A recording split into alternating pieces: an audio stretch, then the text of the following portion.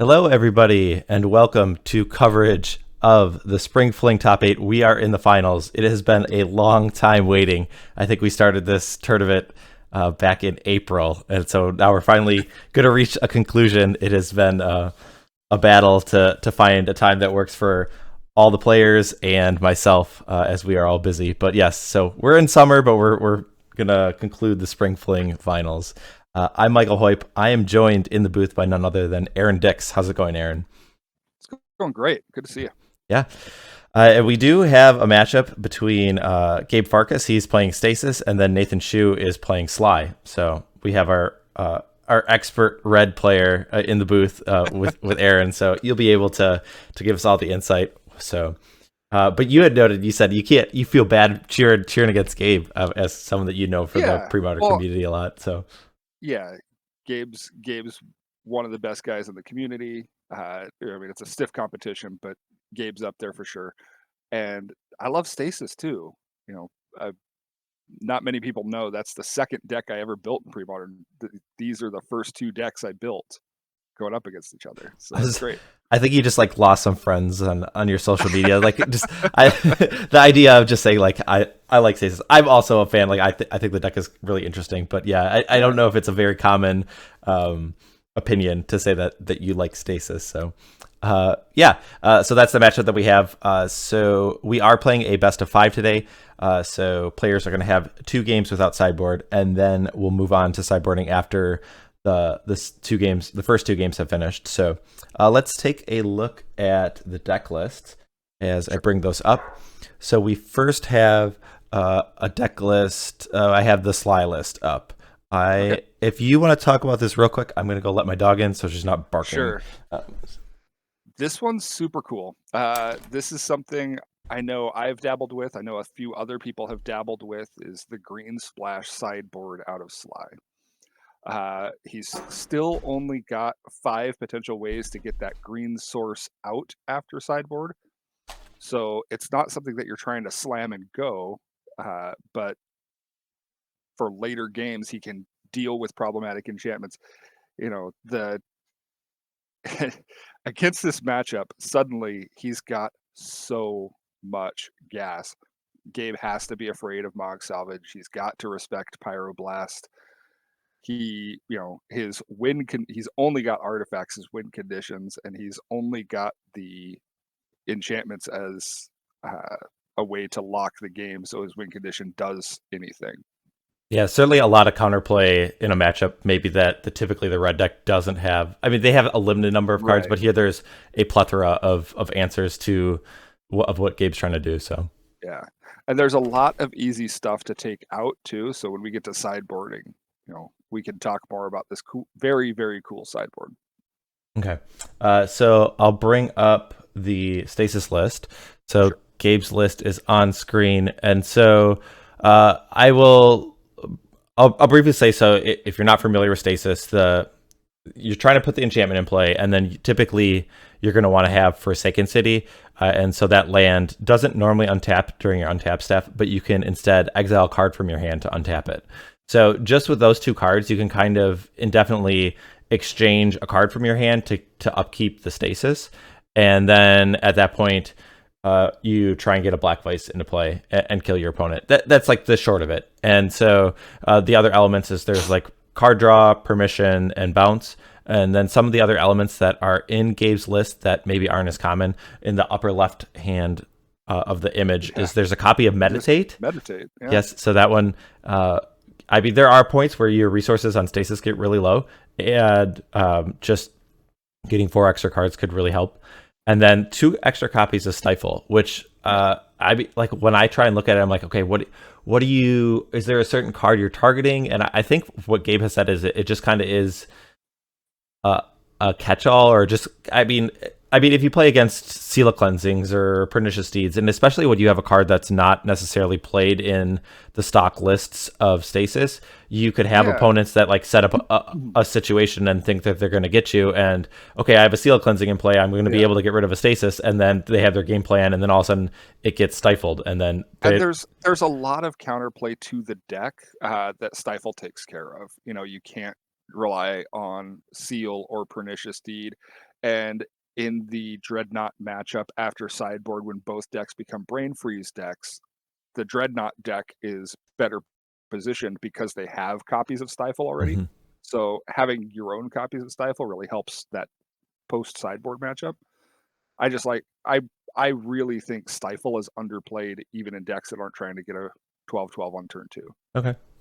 Yeah, so a lot of neat little technologies going on. I guess I'll note there are Arcane Denials. I've seen those in and out of lists of whether they prefer just the normal card counterspell or if Arcane Denial, because you do kind of sometimes create a tension because especially if there's a Black Vise looming or in play that your opponent doesn't want to draw extra cards. So it's just all upside in certain positions. But yeah, I'm excited to see these decks in action. So if you're ready, let's jump down to the match. Does that sound good? Oh yeah. Okay. Very ready. All right. As we jump down, if you want to let our players know that they can begin, we have Gabe on the left with the Stasis list, and then Nathan on the right with his Sligh. So Gabe is the higher seed, so he gets to play first. And it looks like Nathan is putting a card to the bottom, so it looks like he mulliganed once, and then we're gonna kick things off. So awesome. So I'll say. Do you feel like I guess standard list, maybe not specifically what Gabe and Nathan have? Do you think this is a close matchup? Do you think it's really lopsided? How would from your experience, especially probably from the Sligh side, where do you think that this stands? I have lost this matchup on the Sligh side. What Stasis needs to do is go early. They need to have the hand that will allow them to slam early and then hope to be returning islands to their hand somehow. What Gabe needs to do is not give his opponent, or I'm sorry, what Nathan, what the Sligh player needs to do is not give an opportunity to thwart anything. Okay. And you mean that in the literal sense? Literally the early thwart. So he doesn't want to let Gabe return any lands to his hands. Yeah, so Gabe is going to start things off with the Black Vise. Nathan, on the mulligan to 6, is only going to take 2 damage during the upkeep. He's going to start with a Mountain and a Grim Lavamancer of his own. So it's always interesting. So usually when it comes down to the burn player, you really have to look at, because a lot of times you're like, okay, the cards in my hand is the limiting factor of how much burn I can do. So, but there are certain cases of when Stasis comes down, it's mana is the thing. So you want to look at like a damage to mana ratio, and that really becomes the important part of how much can I get the most amount of damage out of the mana that I'm using. Ooh, okay, so shock on upkeep to avoid damage. Okay.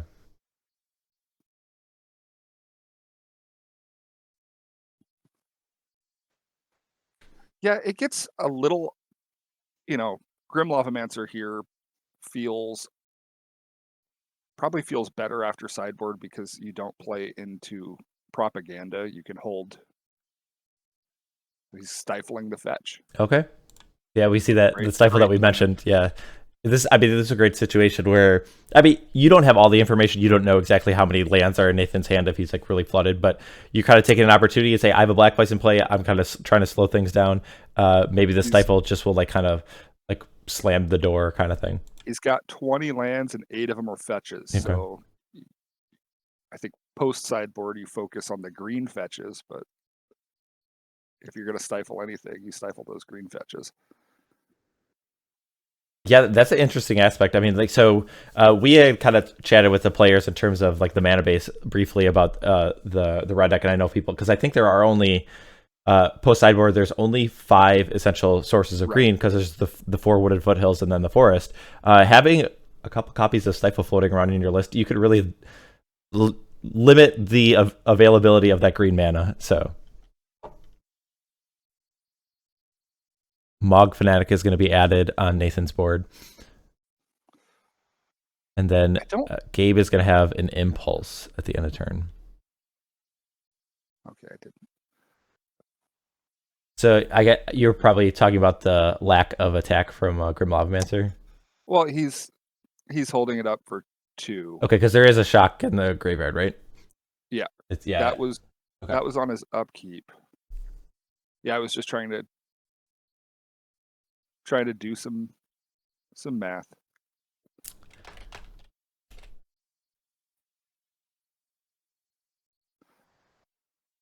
I was trying to remember if I saw it attack the turn that he got his fetch stifled. I think he did.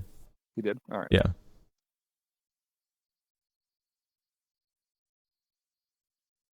Okay, so Gabe finds a card from Impulse, and then he'll untap. He's got 3 islands in play.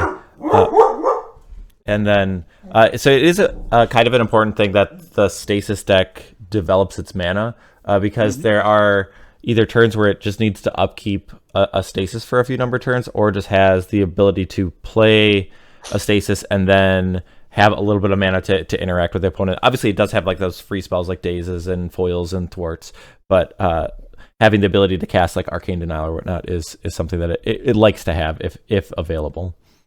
Yeah. So this has been a slower start, partially because of the Stifle here, but I think he's got to be looking at. He's got 3 cards in hand still. It's got to be 8 or 9 damage. Yeah, well, one of the nice things is like, okay, so you have on the board, you have 2 sources of recurring damage. I mean, it's not a lot, but it's like if the game is just progressing, then you are chipping away at your opponent, and you're getting closer because the red deck has the ability to deal. I mean, Lightning Bolt is 3 damage for 1 mana. Yep. And then there are a lot of like shocks and or 2 damages. I guess did Nathan have Seal of Fire as well?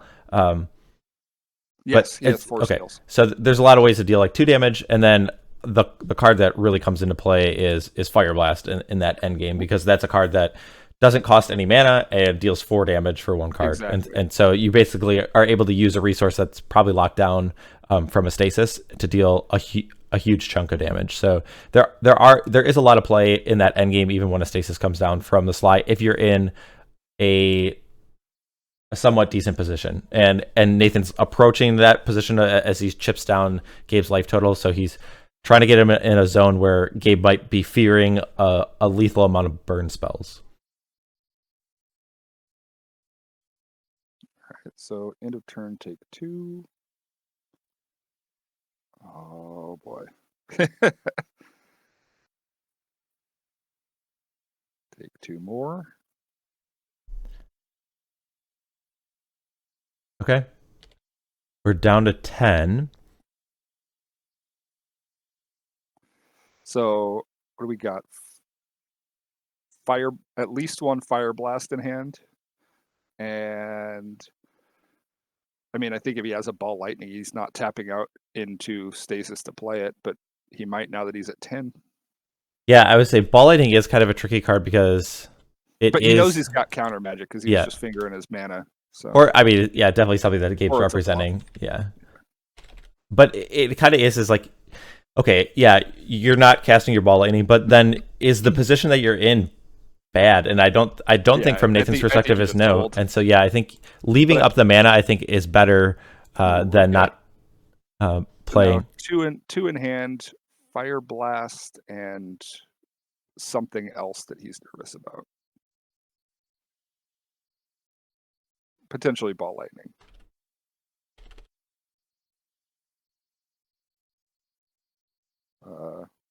Yeah. Okay, so that was a Daze that returned an island, and Nathan declined to pay, the extra mana. So I think Nathan is anticipating a card like Stasis and wants to have that mana available to him. Yeah. And potentially he's just okay having that card in the graveyard to fuel Lavamancer right now, too. Yep. And so we do see that sequence that Gabe is going to play the Stasis. Yep.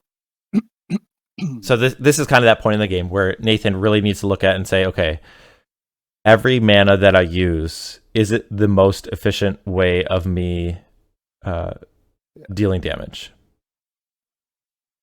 Interesting that he uses this Mogg Fanatic right away. I guess this is an indication that he wants to use the Grim Lavamancer. Okay, that is the case. I don't know if so I probably hold that because I have to give up the resources, and it's not something you can counter. So Right. I probably hold it for the end. Well, there still is that one stifle that's still remaining, but yes, Stifle. yes. But I will say yes, because of the nature of you not getting your untap step, it's not a resource that like the time element is very different because like, a lot of times you say like I need to do this now because I need to spend my mana or so I could use my mana to do it in a future turn. That's not the case with Stasis in play. So they definitely you could just leave that on the board and wait, because let's say you draw better ways to use your mana, which would be like a lightning bolt or whatnot. And so we're at 4 in hand, and he did not immediately slam a land. So here we go. So Gabe is going to pay for the Stasis with an island. So because he always has that option of using the Forsaken City and then exchanging a card from his hand to untap it. But it looks like he's going to keep the cards in his hand right now. Keep doing the islands until you have enough islands to bounce for one of your free spells. Yep. Okay, 5 in hand. So this is always an interesting dance when you're playing against Stasis, is like, do you wait out the Stasis, which is dangerous if your opponent, I mean, obviously it's super dangerous when there's a Forsaken City in play. Like it's pretty tough to do in this spot, but there are certain situations when that's not in play, because Gush is the card that punishes you the most because they pick up lands. Because sometimes playing into the Stasis plan, like if they have a card like Thwart or Daze, then it just gives them the ability to counterspell and then pick up lands and pay for the Stasis more. But yeah, with Forsaken City, then you don't really have that luxury of waiting things out. And especially because there's a Black Vise in play. I guess the combination of those two.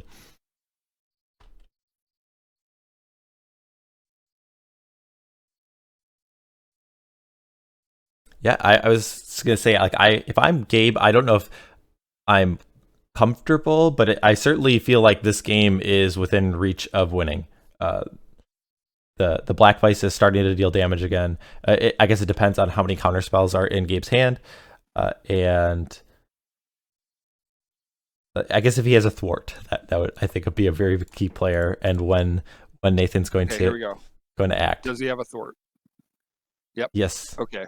So Fireblast is going to sack the 2-tap mountains, but then Gabe's going to be able to pick up 3. And suddenly he's in trouble. What do you have in hand here? Do you just unload 2 bolts and ask him if he's got the second Thwart? Well, certainly if that was available in Nathan, I think that's like... that's when you do it. Do you have the second right now?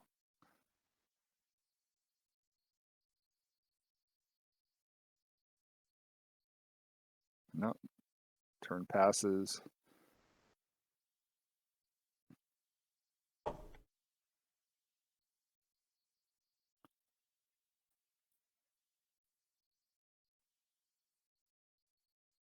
All right, so Nathan will spend his turn. He'll tap a mountain to put a Seal of Fire into play. And Gabe's going to tap 2 mana, 1 including that Forsaken City. Is this an Arcane Denial? Yes, it is. So the Arcane Denial. Here's a good situation. How many do you draw here if you're... I don't know. if you're in this position.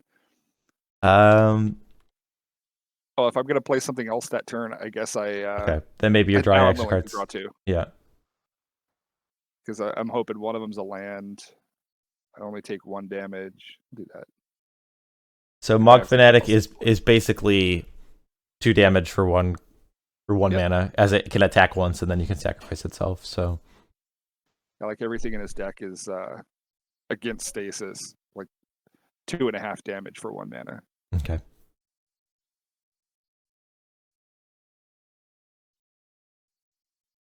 Because he's got Shock and Seal and Mogg Fanatic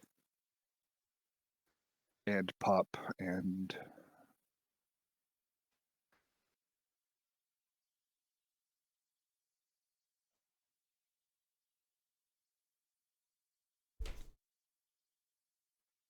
Okay, so Gabe is going to exile a redundant copy of Stasis to untap the Forsaken City and then pay for the Stasis. And I think Nathan has... Does Nathan have 6 cards in hand? Ooh, he's going for a Fireblast. Yeah, that's going to get thwarted. Ooh. All right, that's a lot of islands in hand now. 2 thwarts have lined up against the Fireblast, so that's definitely an exchange that's worked well for Gabe. Though, Yeah. I would say I don't. He might be. That might have been a spot where I would have exiled the card because does he have exactly 7 now? Okay, I think that's the case. Yeah, when you pick up that many islands, then sometimes you just exile an extra card in your hand to untap the Forsaken City since you're going to discard anyways.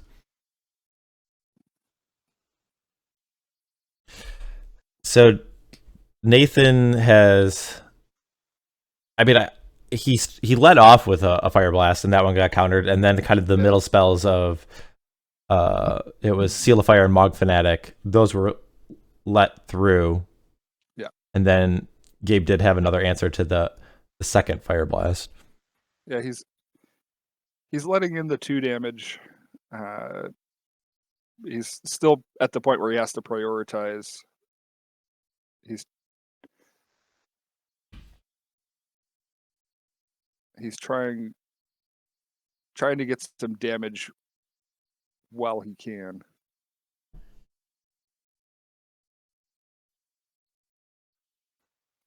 Red deck is always so good at staying under Black Vise, though. It's a fun dance. I say it's a lot harder when you don't have a lot of mana, and one, you don't have a lot of mana, and 2, there's stasis to play. So yeah. Here's the thing: we've seen he's played 6 lands, so it's not like he's lacking lands. He's just been using them. Sure. So here's another one. So we're up to 7. We could hit a point in this deck where we've got a lot of lands too, and that could mean some trouble for Gabe. Yeah.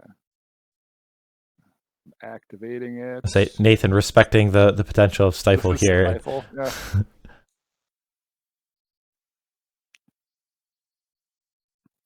Okay. So the thing I don't want in my hand here is just like Incinerates. Sure. Ball like lightnings. The damage. Ball lightning well, is the worst. I say First scroll. Yeah, Incinerate. Yeah, the things that are more mana intensive, I guess, is the short way to put it. Yeah.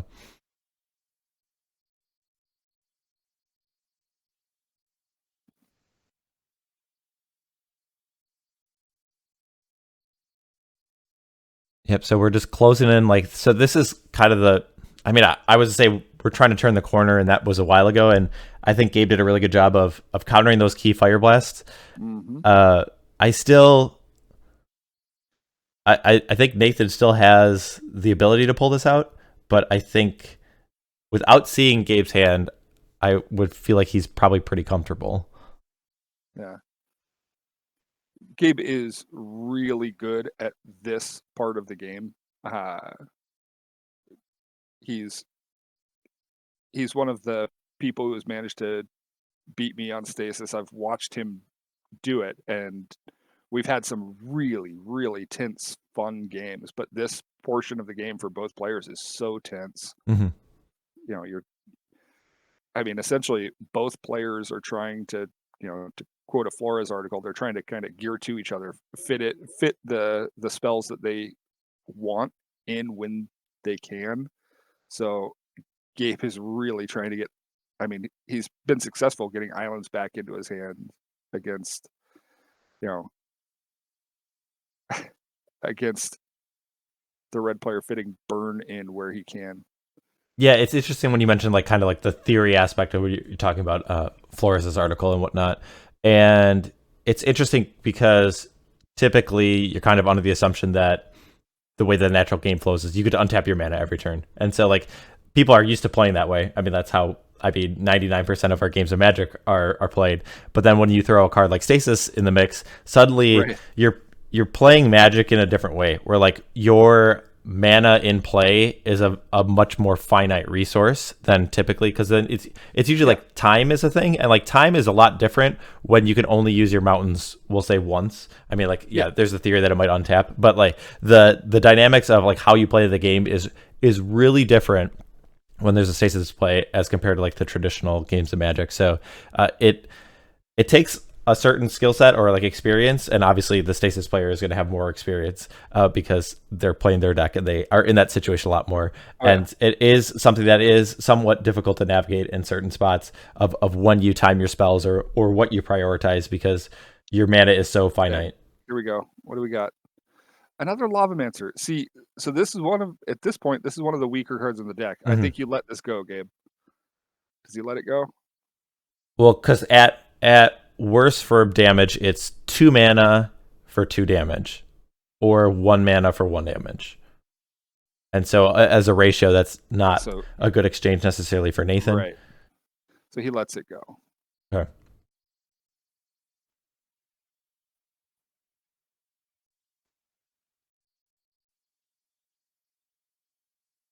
Gabe with plenty of cards in hand, 2 open blue mana, 3 islands to return.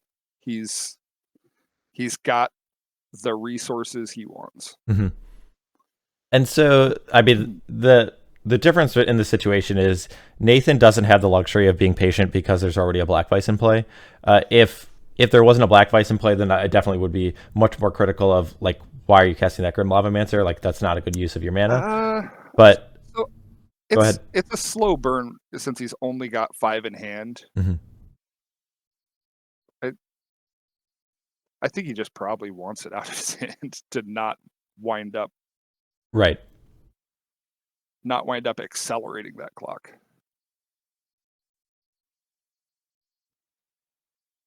I think I probably just try throwing something at face there and see what happens. Because he's got to have a shock or a seal. And it'll be interesting to see if Nathan... I would think this Grim Lavamancer is going to attack, because I would think a lot of the cards in your hand, if there are shocks or seals or whatever, then that is... I mean, yeah, he's got... If he's got 2 bolts here and he just throws them, you know, what are you going to do about my 2 damage on board? Yeah, throw a bolt. Okay, a seal. And here's the thing, from 5 with 2 damage on board, do you do something about this? It's getting, you know, and he's getting cards out of hand, you know, you're suddenly down to a potentially 11 turn clock.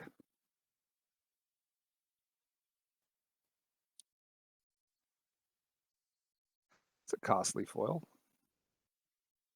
Okay, so Gabe will foil, discarding, it looked like 2 islands. Yeah. To get rid of the seal. So if you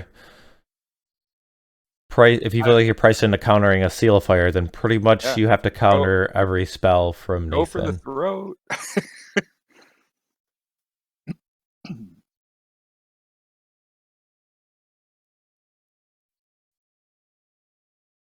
All right, one mana open. He's going to play another island.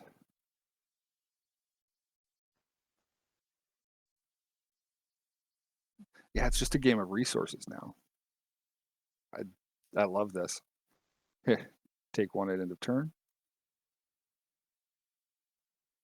Okay, so the Mogg Fanatic will put Gabe to 4, and there still is a potential of a Grim Lavamancer activation if Nathan's willing to spend that mana.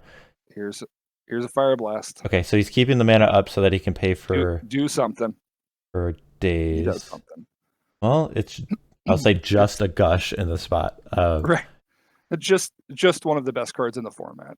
But I would say if that's just all Gabe has, then if this Fireblast resolves, then now critically, he was able to Gush there and still leave 3 tapped islands on the board. Sure.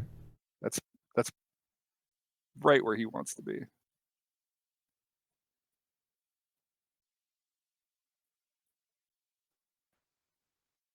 Okay, there's 1 Daze. Ooh. So this... Yeah, so... I mean, you pay for it, because... Yeah. It's a better use than the Grim Lavamancer activation. Just do it. I'm trying to think, is there any... Is there any line where you would rather have the Fireblast countered and have the mountain untapped? I don't think so.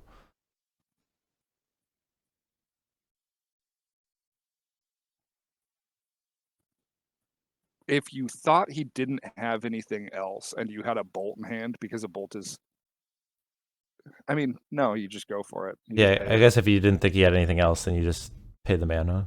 You just pay the mana and dare him to do something.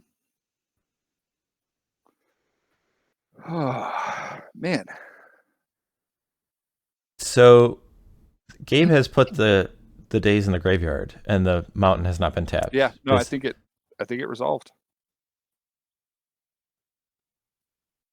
I think it countered that Fireblast. I trying to think the motivation for Nathan. What perspective? What is he thinking that he needs?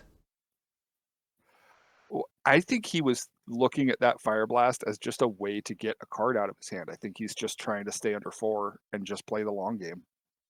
Yeah, but how does this long game produce a win? Is if that's the case? I would have paid it. I mean, obviously you're worried about another counterspell or another Daze. Sure. But make him have it.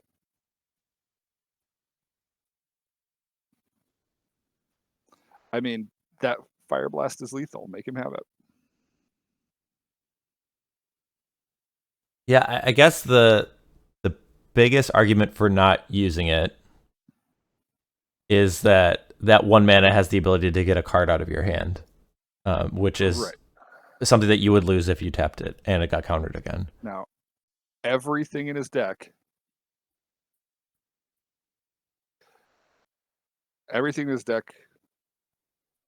is Gabe has to counter everything at this point. All right, so going back to the thought process, I think from Nathan, and so if you have 2 mana here, then every 1 mana spell, he'd be able to pay for Daze, and then if he draws another mountain, then his Grim Lavamancer activation would finish him off. So if you're just saying, okay, I just need to resolve, like I'm gonna I guess he was trying to play around Daze, a second Daze. Did Gabe just drop a Daze on I didn't see it on the table? It sure looked like he accidentally dropped a Daze.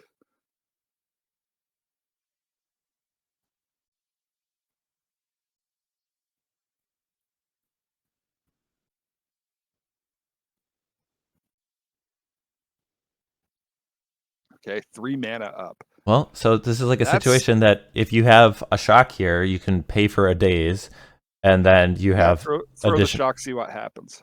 And then you have the additional mana for the Grim Lavamancer. I don't think I pay for a shock, because now you're doing 2. I think I just throw another card out of my hand. There's so many things. I meant like a literal card, like shock or like seal fire or whatever. Any like 2 damage spell. Yeah, that's what I'm saying. I don't think I pay it. I think I cast another. I think I cast another one. Get another one out of my hand. Another one. What? Another shock, seal, something. Oh, then okay. I don't think I pay 2 mana to do 2 damage.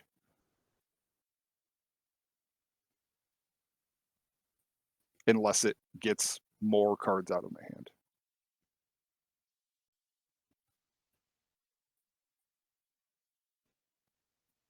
I would have paid for the Fireblast. 2 mana for 4 damage. Okay, 1 bolt.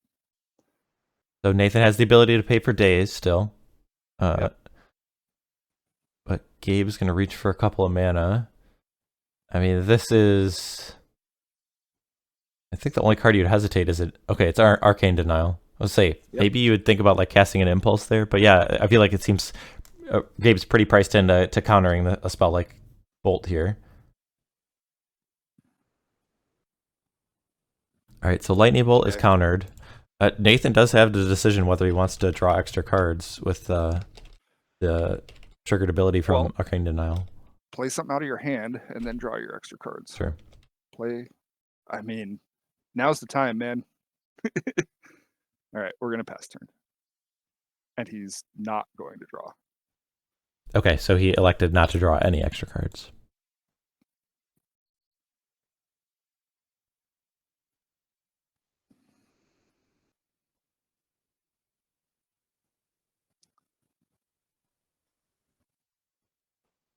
His hand has to be like ball lightning for scroll.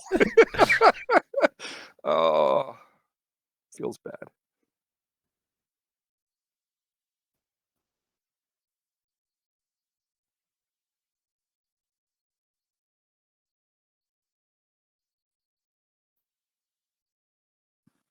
All right, so end of turn. Ooh, Gabe is going to use a Chain of Vapor targeting gross. the Stasis. This is a spot where Gabe is tapped out and Nathan Right. has the ability to try and resolve a spell. This is very likely game if it happens.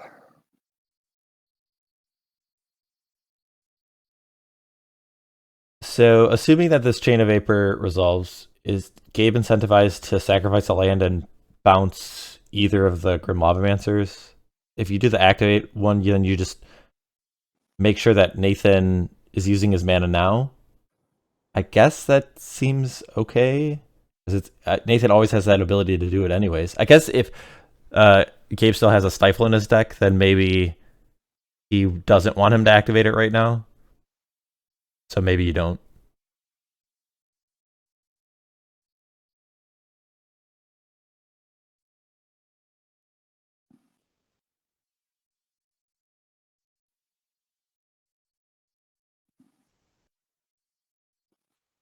All right, you'll activate it now.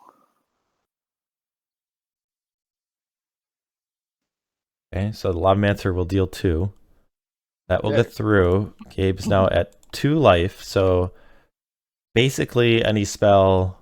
Absolutely everything is a must counter. A Grim Lavamancer with no extra mana is not, but. All right, Stasis is back. Okay. 6 cards in hand. Man.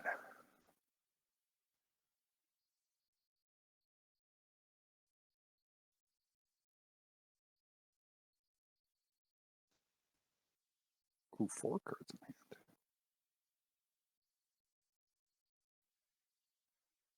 For both players, is that where we're at? Or does Gabe at 3? Gabe has 4 cards in hand. I think we're sitting on 6. So. Oh, does Nathan have that many? I feel like he hasn't taken Yeah, damage from a Black Vise recently, so. Okay. Maybe, did he draw extra cards from the Arcane Denial then? I just don't remember his life total going down the last few turns, so. I think he was sitting at 5 cards in hand and was taking a point, and then so now we're up to 7. Okay. And no land is forthcoming. It's not the spot he wants to be in.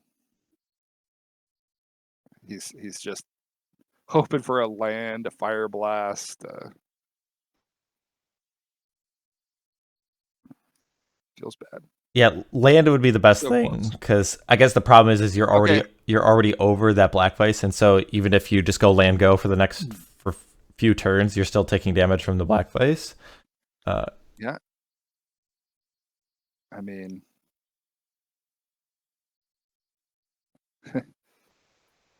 with 4 cards in your opponent's hand, shoot your shot. Like, well, I'll say, so if you, because every turn that goes by, let's say if in theory both players are able to progress with Nathan developing more mana, then I think his advantage does get better because he's more likely to resolve one spell if with the assumption that he's playing extra lands. So I think if Nathan can not get punished by getting extra cards in his hand, but like if Gabe would Chain of Vapor, I guess would be the only thing I can think of.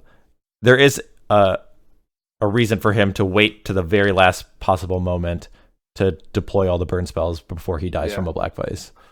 Oof. Or 2. Yeah, I think that moment might be now.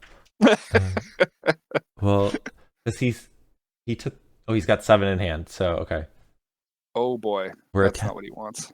Incinerate as the 2 mana for 3 damage. Again, if it resolves, that's all you need. But there is a Daze. Daze. Oh. And so that double Fireblast. Double Fireblast. Do it.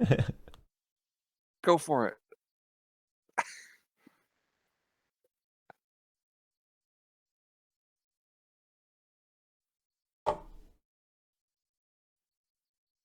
All right. Well, the Daze is able to counter that 2 mana spell. Nathan gets to see an extra card. Oh, okay. No, he's scooping him up. You were thinking that was a Fireblast? I thought he was. I thought those lands were into the graveyard. Yeah. Bad beat. Certainly a nail biter, and like I do understand all like the navigation points of like as the game played out. I think I might have paid for the Fireblast, but I understand the thought process of like why you would not want to play it. It took me a few turns to understand. Did I not call it? It was 3 ball lightnings and a cursed scroll in his hand. Is that what it was? Yeah. So. Oh man, that feels bad. There's so much of your deck that you could have drawn there that gets you out of that situation. Mm-hmm. Well, the silver lining for Nathan is that he does get to be on the play for game number 2, nice. Yeah. Which really does change a lot. Like the ability to resolve a ball lightning is a lot more likely, I guess. Yes. And then just, I mean, just that extra half turn. Like if you play like a turn 1 Jackal Pup, like it's a lot more likely to get 2 extra damage, and that would have been the game in that last game. So.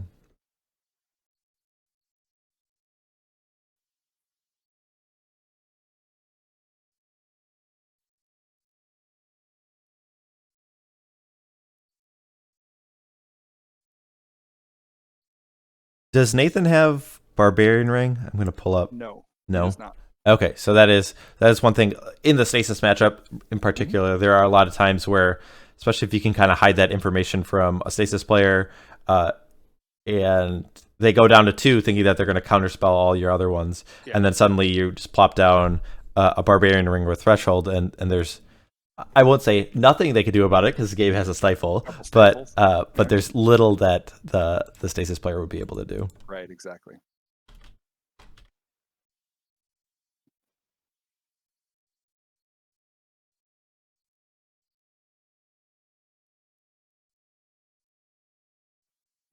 I'm so glad I got to be here for this. This is a lot of fun. Yeah, I always just like so I guess my biggest criticism of like when you broadcast a Sligh deck is sometimes the games just conclude very quickly. I mean, like the nature of the Sligh deck, and there you definitely got to see where you have to pick your points and like kind of like figure out things. And there are a lot of games that happen with the Sligh, and not just against Stasis. Like I mean, Burn Mirrors or even against like Goblins. There's a ton of matchups where when your opponent has a certain amount of interaction that you really have to figure out, okay, like the sequencing or which spells you are going to use, and so like it's really minute but really interesting to see how players make those decisions.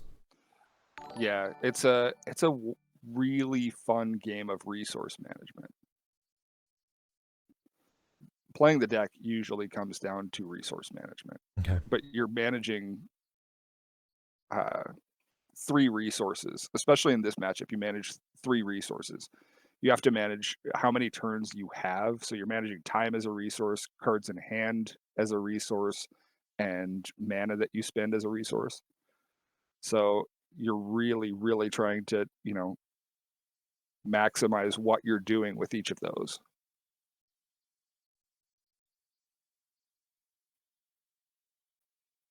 All right, so Nathan gets to be on the play. He's really, I think, the most ideal option is to have a Jackal Pup.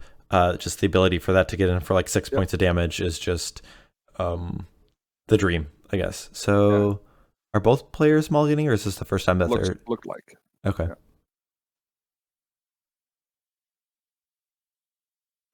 Yeah, I would say from Nathan's perspective, I'm looking for 2 to 3 lands and then 1 recurring source of damage. I think that's probably what I'm looking for. But I guess there are a lot of hands that aren't quite there that I might keep.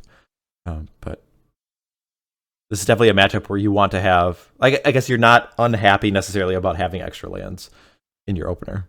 Okay, so he's got his Jackal Pup. Is there foil? Does Gabe have a foil? No. That would be very costly. Yes, especially after Mulligan. Yep. It doesn't feel great.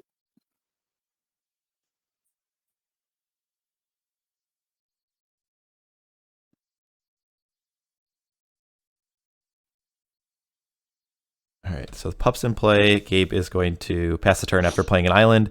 After Nathan is done shuffling, he'll untap. He's excited to attack with that Pup. Oh, man. Yeah. Get in there.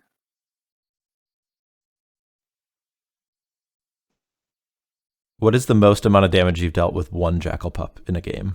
I've had single Jackal Pups go all the way. So specifically against goblins. Okay. Oh, well, I guess it was backed up by late burn, but you're really just trying to get up, It dealt a considerable amount of damage, like 10 to 12 or something like that. Okay. Oh, yeah. All right. Nathan's going to ask, can I find a land with my Wooded Foothills? Please, yeah. Yeah, it's just like every game action, you just have to ask the blue player. It's like whether Stifle involved, it's like, can I resolve the spell? Can I go to my next phase? Can I resolve this fetch land? For a long time, it had the most permission of any deck in Premodern. Stasis was the counterspell deck. Yeah, I remember we compared it, especially against the Blue-White Landstill, which was kind of like what we thought as like the de facto control deck, and you kind of just line them up and say, okay, like there are a lot more counters in the Stasis deck than there are in the usually the playing Blue-White. like 16 counters. Yeah. Or used to be. I guess people have backed off on that. There's been a lot of variation in terms of Stasis, and so I know like Will's a player that we've seen in the chat. He has experimented and tried different card counts, and I know he doesn't necessarily like play to what we'll call like the stock list. I think Gabe's is probably closer to what we would say is stock Stasis, but there's definitely, I've seen a lot of variation in Stasis, which I think is really cool to have. People have success with different versions of the deck. Will and I are definitely on the same page with the blue-white Stasis. I've played the mono blue. I've played an Esper Stasis. I think there's a lot of cool ways to do Stasis that not everybody is trying. Okay. But I think it's a super cool deck that gets to run a lot of really, really good cards. I mean, Gush and Thwart and Foil and Daze. I mean, it's a bunch of great cards. So there's a lot of damage on the board. Here. I would say one of the like really big advantages, especially in this matchup, the big advantage of having a card like Seal of Fire is that you're able to put that down payment on the mana. You're able to spend it on a turn and use it on a future turn. That's really good against Stasis because you keep that in play. You're putting it in a turn where Stasis is not in play, and you actually get to untap that mana. And so then you just get to keep that on the board and say, okay, this is basically a spell that has resolved, and I can just use it anytime, and I get that mana because there's no Stasis in play. So and look at all that mana that he's got too. Mm-hmm. 4 untapped mountains, and I'm getting in for 2 every turn. Gabe, you got to be nervous. Mm-hmm. Well, and this is a situation like even if Gabe does have a Stasis in this board state, okay, then maybe like the Gabe just kind of halts. But as long as because there is a Forsaken City, so Gabe would be able to upkeep the Stasis at the cost of a card in his hand. But if there's no Black Vise, then Nathan might just be willing to say, okay, I'm just going to keep making you use resources, whether it's cards in hand or tapping your mana, and then eventually that Stasis is going to die, or it's going to get targeted with a Chain of Vapor, and then I'm going to unload a bunch of burn spells.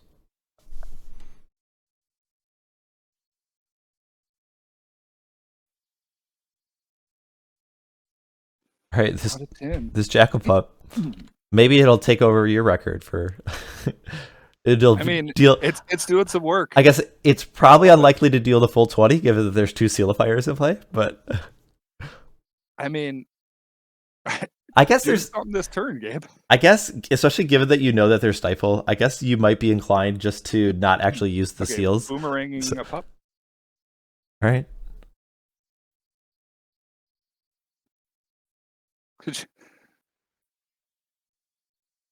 Oh no, that's an impulse.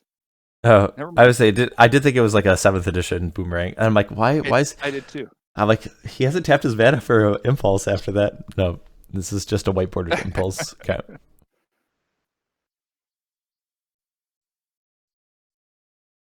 Yeah, I'll bring up the art that I think both Aaron and I thought that it was. Yeah.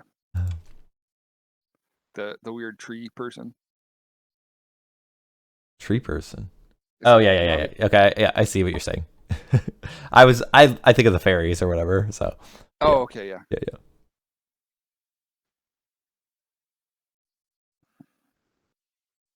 Careful, Gabe. We can see your hand.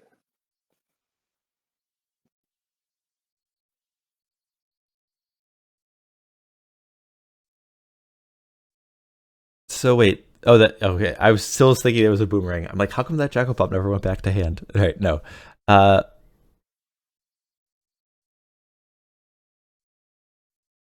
many cards does Nathan have in hand? Is it just so it's 3 cards? It looks like.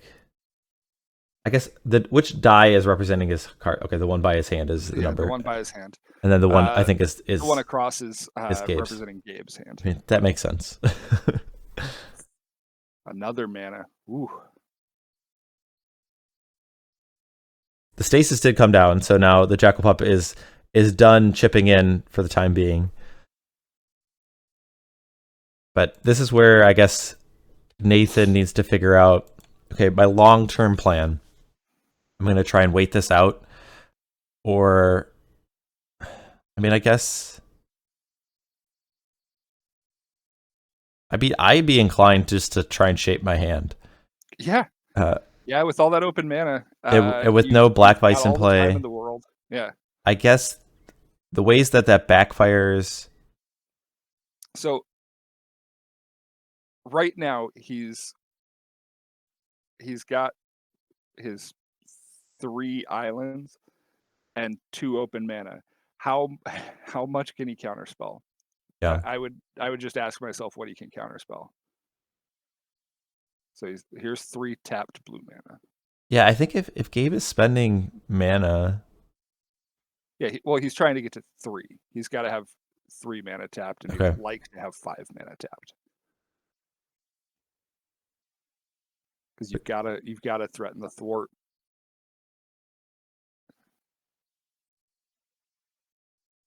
Okay, so Gabe has been doing a good job of hitting his land drops, but I mean, I think Nathan is fine to say, okay, until I see a card like Black Vise, I will keep filling my hand and setting up for a turn where I'm just going to, because effectively Gabe's at 4 because of the 2 Seal of Fires, so it's not that many spells that you need to resolve to deal a lethal amount of damage. Here we go. He's running out the ball lightning. I don't like this is I think a way to get punished. Oh, it's Sulfuric Vortex. Okay. Vortex. Yeah, you try it. You try it. Well, so this plays in really nicely to Gabe if he has a Chain of Vapor, which does not seem to be the case since it's getting a counter. Because end of turn, Gabe could have Chain of Vapored his Stasis and then bounced the Sulfuric Vortex. Try another bird spell. He didn't go for the obvious Thwart there.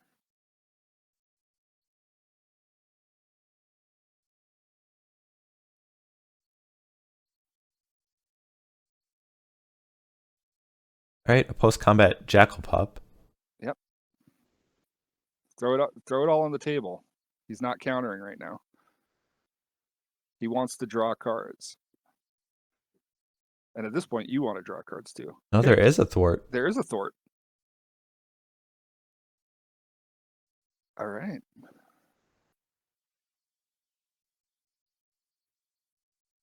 Throw something else. Just keep throwing. Daze is live. Yeah, and yeah.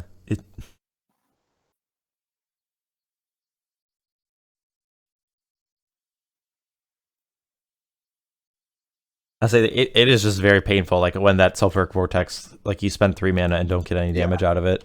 That's true.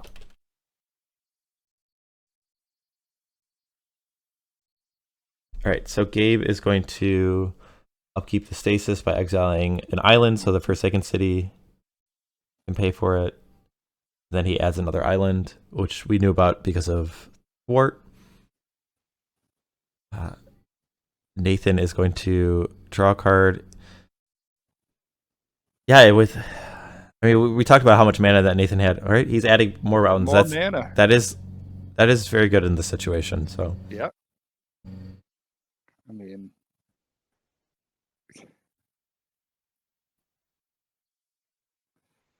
how many Fireblasts are in your hand, Nathan? How many? I don't think that many. I think he might have gone for it before that were the case. Yeah, I think I would have. Gone for it with my 1 mana up.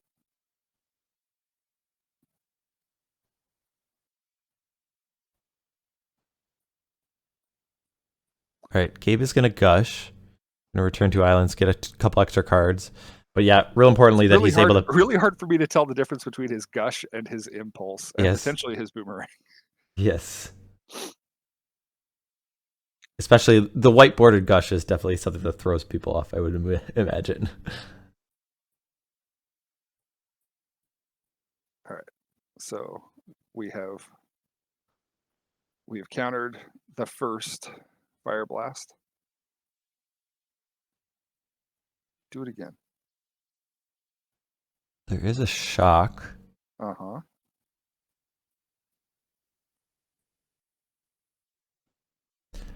So that one resolves. Gabe's down to 6. Effectively 2 because of the Seal of Fires, which is not a guarantee because of Stifle. I think he's going to use those here just because there's only so many Stifles in the deck. Okay.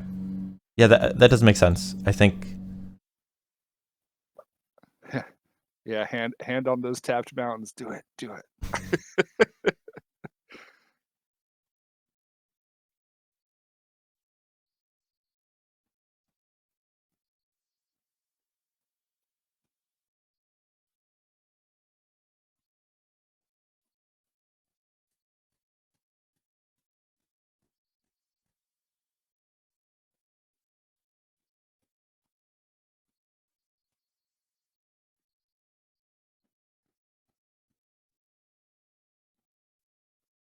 All right, Gabe will pass a turn back.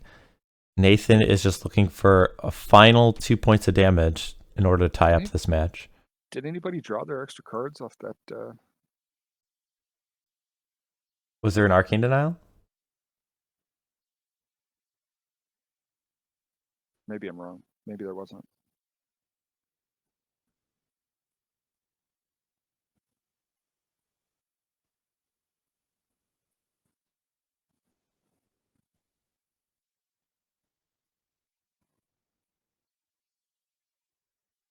All right, players are settling in as we get to the so close to like just closing the door. But then, yeah, that's definitely where Stasis has the ability to just prevent things from happening with the card Stasis and then a bunch of counter magic. So yep, this is exactly the game plan. Nathan with 6 cards in hand, but I think you have, with no Black Vise in play, I think you can be kind of picky in terms of trying to develop and pick your spot, because as this progresses, Gabe has to spend resources, whether it's tapping a land for mana or using a card from his hand to untap the Forsaken City. So yeah, 7 cards in hand. Okay.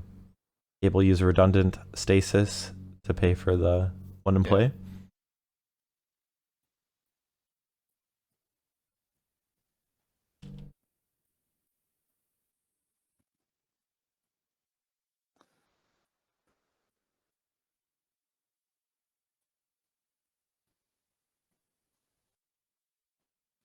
All right, we'll go to discard from Nathan. This ball lightning just is not where we want to be at. So, and then end of turn Gush from Gabe. Yeah, that's the card I think from this position where when you're trying to play the waiting game, it feels the worst. Gush picks up tapped islands. It gives them extra cards. You know that the Stasis is going to be paid for more. Oof. Okay, so we're at this end of turn, but this is a spot where Gabe was tapped out, right? No, he had the city. Okay. He made blue with the city.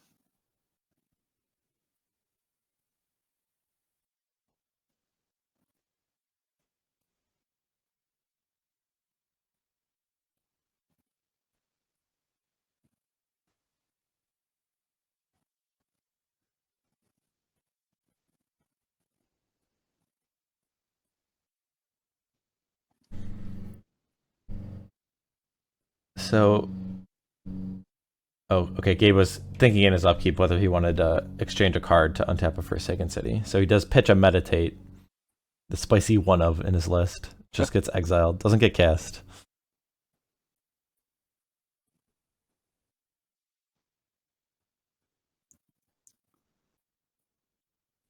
Is he looking at doing 2 of them? No. Okay, so he'll draw. He'll be able to play another island. He'll be able to replay that Stasis. Okay, so he's using it for Forsaken City right now. I guess that's... I guess with the Stasis in play, it's the same. Okay, here's the Vice. So the clock has been presented. So with the Stasis and the Black Vise, now Nathan does not have the luxury of time in order to shape the perfect hand. He's going to have to figure out how quickly can I try and present lethal damage. Which, for his, at least, it only is one spell. It only needs to be one spell, but it's not going to be an easy spell to resolve.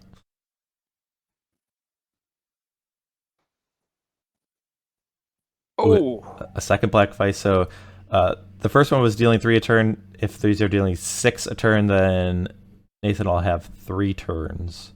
Short clock. Oh.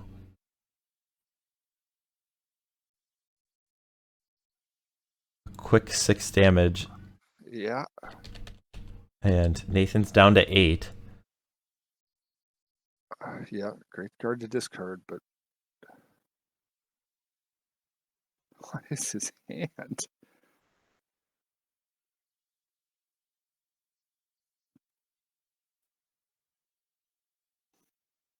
All right. Oh, come on. Okay. Throw everything. That is a bolt. Daze. It's going to catch Daze. Yes. Yep. So unable to pay for Fireblast. Yeah. Double Fireblast. So the way Nathan threw down that bolt did not seem super confident. So I don't... Throw everything. All the Fireblasts. All the Fireblasts.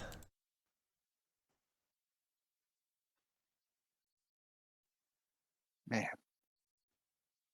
I guess being able to play that spell keeps him under the Black Vise for one more turn, but without... And... no, I was just saying, like, you'd either need a mana or you need to draw Fireblast right there. Yep. So, because you're not gonna get to your draw step. Bummer. I just said I wasn't gonna root against Gabe, and here I am. Like, if there's a red deck, I'm always rooting for the red deck. It's fair. It's also, I think it's always fair to root for the person that's down so that we see more games of Magic. So, and here's an interesting thing. Normally in this matchup, you wouldn't expect the burn deck to lose 2 pre-sideboarded games, especially one on the play. Mm-hmm.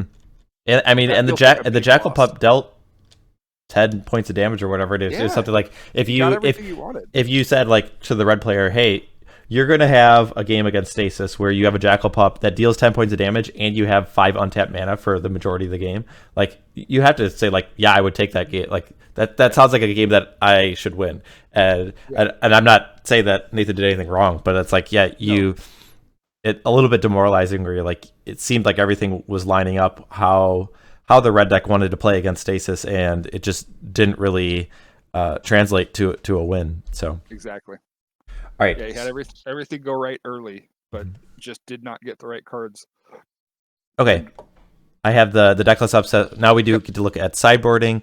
So the sideboard for Gabe and the Stasis player, we have 2 Annuls, 2 Brain Freeze, 2 Ensnare, 3 Powder Keg, 2 Propaganda, 2 Tormod's Crypt, and 2 Tsabo's Web. So a lot of times what we see in the sideboards of Stasis players, there's usually some number of cards that are directly targeted at red decks, whether it's Chill or Hydroblast / Blue Elemental Blast. So much. Do not see those in the list for Gabe. So I love Propaganda here, and I can see Powder Keg if you have things that you don't want. I don't think Meditate needs to be in my deck in this matchup. What else do you think? I think Stifle still makes sense to keep in because you're stifling those early fetches and you're establishing a big mana advantage against a deck with only 20 lands. Okay. So you talk about a card like Propaganda, and so if we're just looking at, okay, the red deck in its 60 card form, then yeah, I can see that is something that you like. I will say, especially given the sideboard that Nathan has, I don't know if that changes the way that Gabe is going to approach the matchup, because I'll bring up the list, because he does have a lot of ways to remove whether like the cards that Gabe is trying to win the game with, whether it be Stasis or Black Vise. So there's, I mean, like we could potentially see the red deck really transforming and saying, I'm going to just board out a ton of cards and board in a bunch of cards, because there's 4 Naturalize, a Tranquility, a so the Forest. Red deck just gets so much better here because there's so many cards that he doesn't want to play. He doesn't want to play Ball Lightning. He doesn't want to play Curse Scroll, Sulfuric Vortex, probably Incinerate. Those are the cards that are sitting in his hand killing him. Whereas those can become Naturalize, Mogg Salvage, Overload, Pyroblast, maybe even some amount of Tranquil Domain. Mm-hmm. So you've got... I will say it's not a Tranquil Domain, it is a Tranquility. So people had asked about that. And, okay. I think Nathan had elected to play that card because it is available in foil. And okay. That's a consideration. Yep. I mean, it's suddenly not an instant, which is huge here. And it does cost an extra mana compared to the Tranquil Domain, so which is even bigger here. Mm-hmm. So I probably don't bring those in actually. So I just want 4 Naturalize, 3 Pyroblast, 3 Mogg Salvage, my 7. So I'm taking 10 cards out of this board. Oh, and I want the overloads, so I'll take 12. And I'll cut 4, 5, 6, 7, 8, 9, 10, 11, 12. Perfect. So I just want to cut Ball Lightning, Curse Scroll, Sulfuric Vortex, and Incinerate for those. Call it good. All right, so definitely a big transformation, I think, for the red deck, where it typically is a deck that doesn't really interact in terms of what the opponent's doing, and here now we see a lot of cards that have the potential to interact with Gabe's game pieces, whether it be the Stasis, the Black Vise, or the spells with Pyroblast, or potential sideboard cards like Propaganda. Yeah, Will has pointed out in the chat that because he only has that one green source, if he were to tap it and to try and cast a Naturalize or something, and it gets countered, and that Stasis stays in play, then that green mana is no longer available. Then you've shut off a number of cards. Though the green cards were just the 4 Naturalize and the 1 Tranquility. So obviously it's not a good feeling if you no longer have access to those type of cards, but he still in theory could get it out of it with like a Pyroblast, or like still could win the game.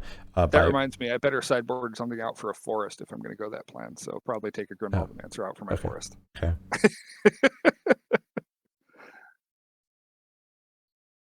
That would be hilarious, wouldn't it? That would be the thing that I would do. Bring in a bunch of green cards and then forget the forest. That would be real embarrassing. And then it would be really funny if you got to the point where you realize that you did it mid-game, and you're like, all right, I have this Wooded Foothills. I hope to God he stifles this. Like, I just don't want to show. It's like oathing up your Chroma and not having a Chroma. A subtle jab at Lanny. Yeah. No, I would never jab it. All right, as we go into game 3, so Gabe is looking just to get one more game to take down the Spring Fling, while Nathan is looking to go back to back to back game wins in order to upset Gabe. Let's go, heroes. Going to start with a Mogg Fanatic. So a fair start. And I will say in these sideboard matchups, like with the ability to get rid of a Stasis, like the recurring sources of damage, I think are just that much better. You'll definitely settle for a Mogg Fanatic. I mean, Jackal Pup is the most ideal, but the ability to play something that you play once, it's resolved, and it can deal damage because you have some, like the Naturalizes and the Pyroblasts to get rid of a a Stasis is so much better. End of turn bolt.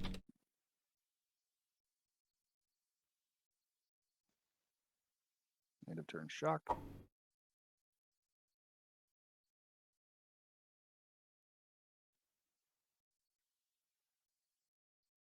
So an aggressive use of the burn spells, I mean, they're not going anywhere else. There's not going to be any creatures or so.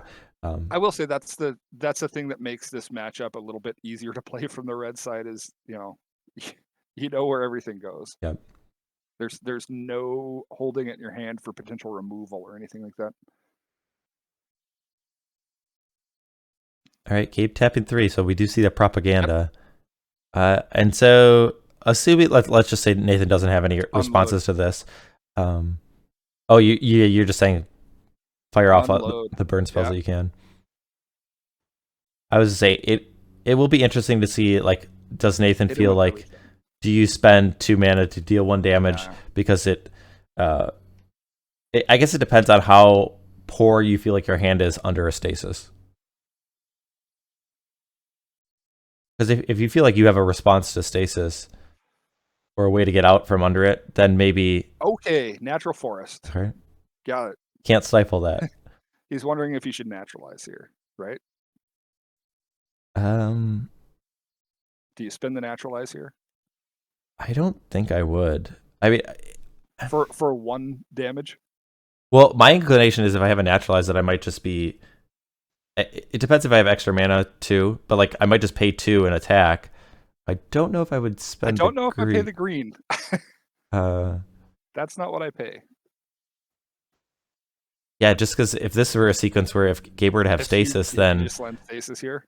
Yeah, like if you go Forsaken City Stasis. Yeah, I understand that Nathan probably doesn't have a naturalized in his hand, but cutting that off seems risky. It could be something that maybe like he's trying to push Gabe into doing, and if he has a Pyroblast or multiple Pyroblasts. Pyroblast.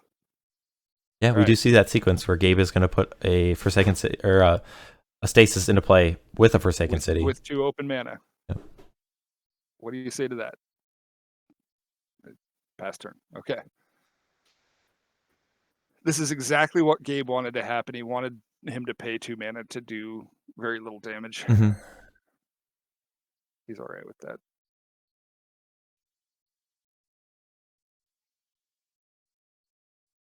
All right, Grim Lavamancer comes down, but again, we talked about the damage to mana ratio, and Grim Lavamancer is one of the poorest ones in the deck. So, yeah, Gabe will aggressively use a Daze here. Yeah, I think Nathan. I mean, there's still a lot of game left, but like I would say, things do not necessarily look good for Nathan's perspective. I mean, he can't even he's gonna have to sink another mana in to do the 2 damage because he's not gonna be able to attack with it because of the propaganda. Yeah. Oh, that feels bad.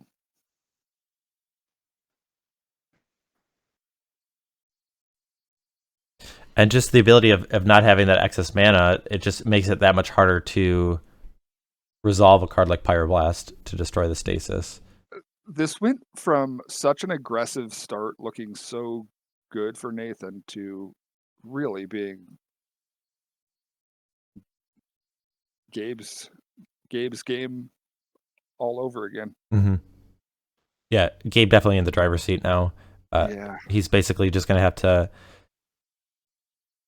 I mean, he has a bit of wiggle room. I mean, like he's got 10 points of life. There is a Mogg Fanatic in play. He doesn't have to worry about a green card at all. And he's got a Forsaken City already, so he's basically just looking for a Black Vise. And then I think things will get very problematic very quickly for Nathan. Yeah.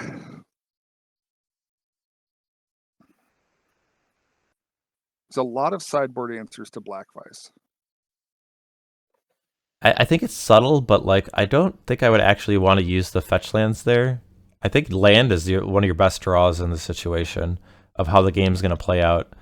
I mean, I guess maybe if you're thinking I need to draw Pyroblast and you want to thin your deck, but the ability to play a land is the best thing you can do when your opponent is just upkeeping a Stasis, assuming that there's not a Black Vise in play. It's just the best way to progress your board. and having land is really good. Yeah.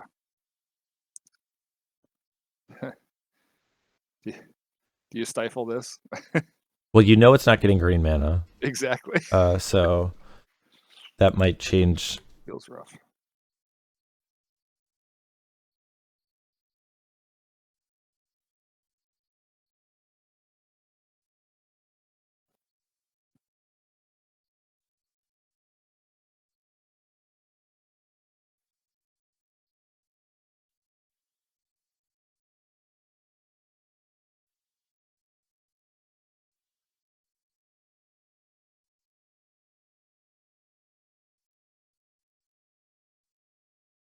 All right, so we're settling down. I mean, like, I think it really just comes down to. I mean, it doesn't even necessarily feel like how quickly Gabe can find the Black Vise, because I have a hard time seeing how Nathan can string together a bunch of mana sources, a bunch of potent burn spells, and Gabe not having the counter magic to interact with it.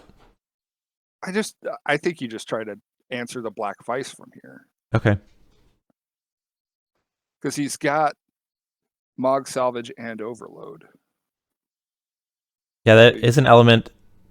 I would say, I mean, if we're looking super long term, Yeah. So Nathan might have the ability to not die. Does he have the ability to win? And I mean, I guess technically Gabe draws extra cards because of like Gush and Impulse. That, like, in theory, it could just come down to decking. Like, assuming that Gabe doesn't have a card like Brain Freeze in his deck. And if Nathan's plan becomes, I am just going to answer every Black Vise and try and deck you out, that might be his Settle in, everybody. best course of action. Though it is at the, he has to say, if Gabe has one Brain Freeze in his deck, then my plan will just lose. Like, because Gabe would be able to, I would assume, cast one or two spells and then cast a Brain Freeze. Gosh. Would you bring in Brain Freeze against Burn, though? My gut was no, but I do know when we were sideboarding, I know Will had said he mentioned it. So, and I am a big Brain Freeze fan, but I didn't expect. I mean, I guess if you anticipate the opponent bringing in Overloads and Mogg Salvage, like, the only targets for those cards are Black Vise, and you're really putting a stress on your counter magic, because you have to protect both Stasis and Black Vise kind of in those situations. And especially if your opponent has free spells with Mogg Salvage and Fireblast, like, it's kind of hard to have a ton of mana for all those spells. You don't have to protect. So you don't have to protect Stasis if your opponent taps his only green mana and you play a Stasis. Pyroblast, but yes, yeah, I see what you're saying. Yeah, true.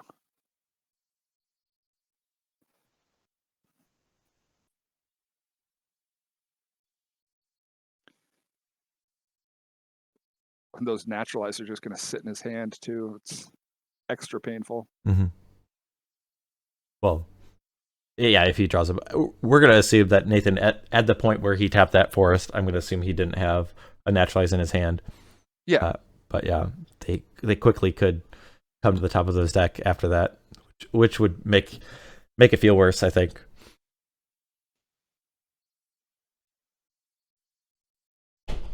I would say it's not necessarily like every red mana does count, because I mean, you are going to be casting red spells, so there is an incentive for Nathan to keep up as much red mana if you are anticipating Stasis coming down. But yeah, I guess just given knowing your deck that you only have that one green source, and the card that's relevant in that situation would be Stasis, and meaning that your green mana is tapped down.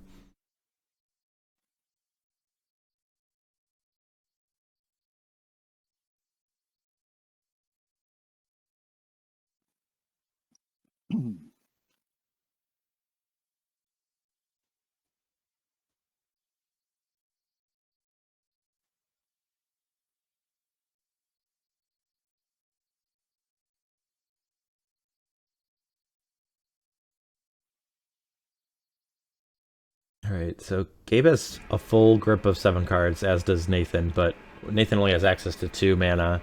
I guess Gabe only has access to 2 mana right now as well, but I would say Gabe's deck operates much better in this situation than Nathan, given that there's a Stasis in play. Yeah. It looks like we're going to discard, and Jackal Pup was discarded. Gabe is going to use an island to untap, or use an island to upkeep the Stasis, yeah. And he's also going to discard. He's discarded a Powder Keg and then a Stasis. Stasis, yeah.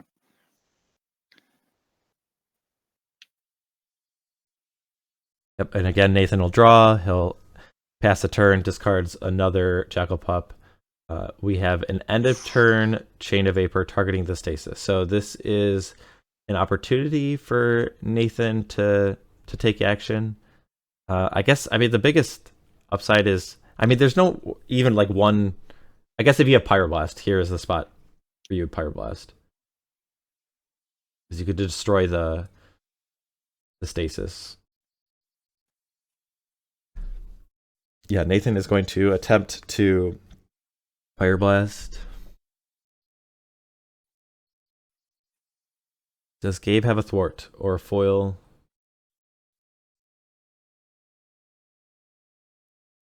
I mean, this is not necessarily a must counter because Gabe is at 10 life. So that doesn't feel good there to Gush when you're going to untap anyway. You do. I agree. Yeah. Okay. And then spend some resources. Yeah. Gush into foil is a good way of propaganda.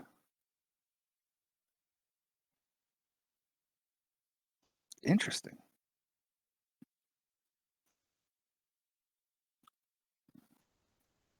Right, so Fireblast is going to get countered. Oh, maybe we're not there. Maybe there's still a potential of a Pyroblast. Mm-hmm. Pyroblast that Stasis right now. Do it.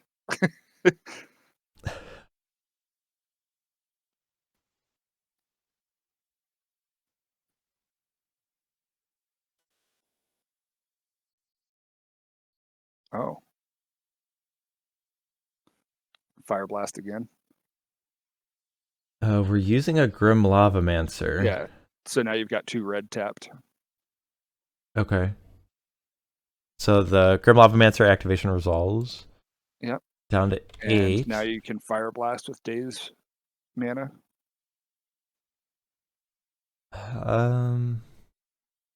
Yeah.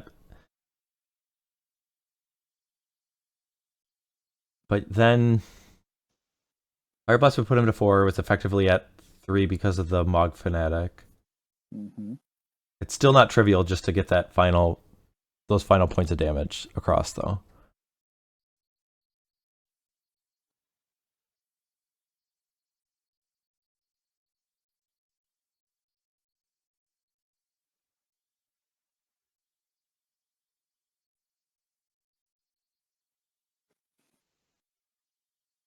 I believe technically both Fireblasts are still on the stack. I don't think it really matters, but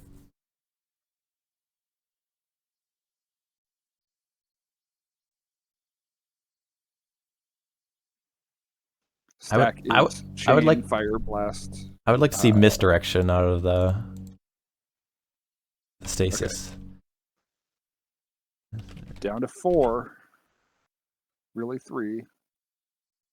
All right, so that 1 gets countered, 1 resolves.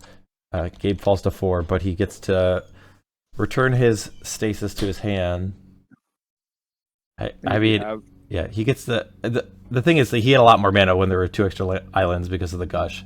So I mean, it's still a good sequence for Gabe, but like it looks a little bit better than where we were at. Okay, so Stasis comes down. There's 3 available mana for Gabe. He's got 5 cards in his hand. And I'm going to guess he's going to pass the turn after this. Seems like.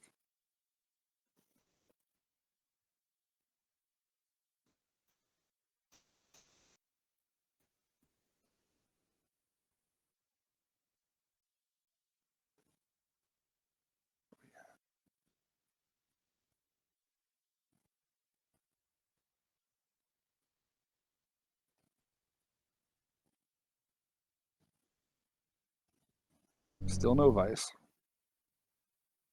Yeah, that's the big difference in this sequence is that with no Vice, then Nathan has the ability to keep drawing and passing the turn and hoping that he draws extra lands, draws the most efficient burn spells to play, and can increase his chances of dealing those final points of damage. Okay, so here, going for a Seal of Fire, he has the ability to pay for Daze, but Gabe has 3 open mana. I guess. So Gabe technically doesn't need to counter this, right? No. Gabe is going to attempt a Daze, which Nathan obviously has the option to pay for, which he does. All right, so Gabe gets another chance. He might want to use a counterspell on this now, which I think I might. Like, if I had an Arcane Denial, I might be willing to use it, given that Nathan's tapped out. Yeah, let him have his 2 damage here. All right.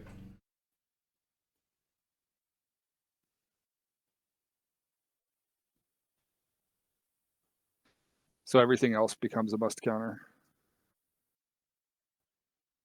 All right, Mogg Fanatic is going to get used to put Gabe down to 3. Use them both. Don't let him draw a Stifle if he doesn't have one already. Sure.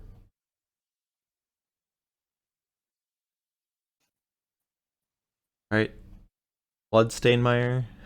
Do you have a Stifle? Do you want us to Stifle this? Yes. Stifle that? 6 cards in hand.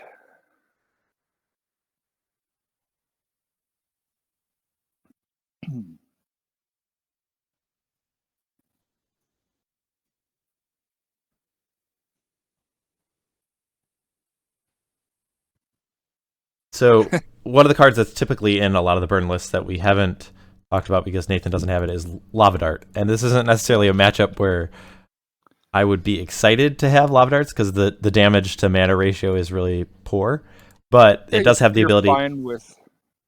Fine with just using your tapped mana though. Yes, and that's the thing. Though it is a resource that does get used because of the card Fireblast, so it's not like a free roll, but like maybe having like 1 or 2 copies of Lava Dart in against Stasis is something that could be considered if you have it available. Yeah, I'm normally grabbing my Artifact Destruction, whatever Artifact Destruction spells I have, my Red Blasts, and depending on how many cards I want to sideboard out, I'll grab Lava Dart as my 3rd option. Yeah.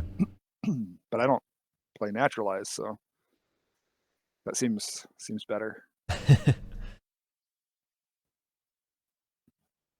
Is that something that you've ever toyed with? I know you talked about on the podcast that you've tried a lot of different iterations of the Sligh list. Do you feel like it swings certain matchups really favorably, or do you think it's just the consistency's not there that, or you end up taking too much damage from cards like Corplusion Forest or something?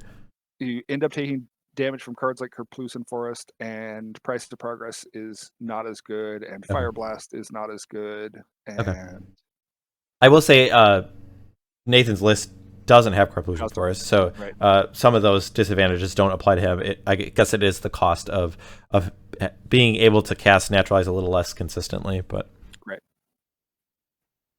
So he'll stifle that. All right, there is a Stifle on the activation for the seal. Oof.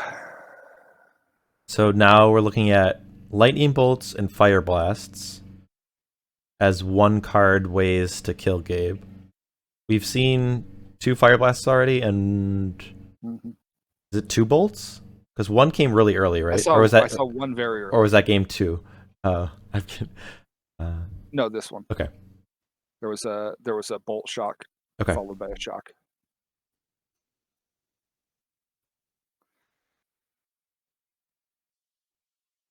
All right. All right, Gabe's going to attempt Here's your moment. Chain of Vapor again on the Stasis. What do you got? Gabe 4 cards in hand. 3 life.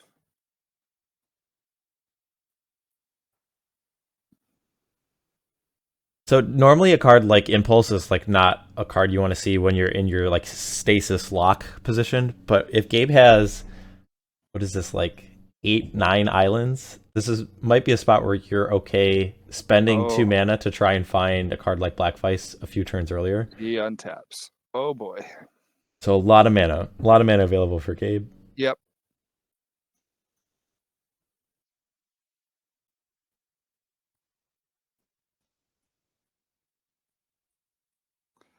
What's in your hand that you don't just? It's got to be. It's his handful of naturalizes. Overloads and Mogg Salvages. We haven't seen targets for those. It's true. So that also could be something that Gabe is doing, is he's not exposing a Black Vise until I think that might be what Gabe's doing.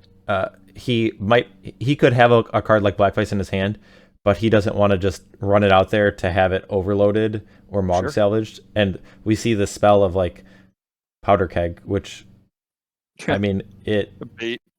Yeah, it just might be say like, hey Nathan, here's a target for your artifact destruction. Use it, because I mean it gets rid of a Grim Lavamancer that's already kept at bay from a stasis. Well, and does it do anything?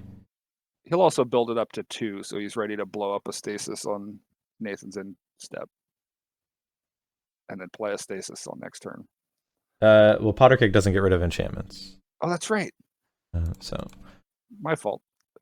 So you built it up to 1 and just let it hang out and get your Jackal Pup. He's already discarded most of his Jackal Pups. Yeah, I guess it preemptively deals with a Jackal Pup. I think that's... Yeah, what else do you do? Yeah, I don't love it here. It's just bait.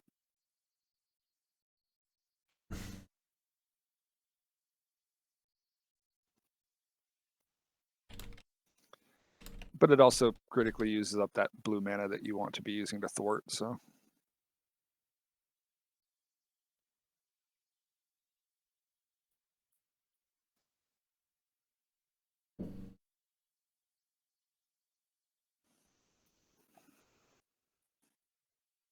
All right, yep, Nathan's going to go to discard.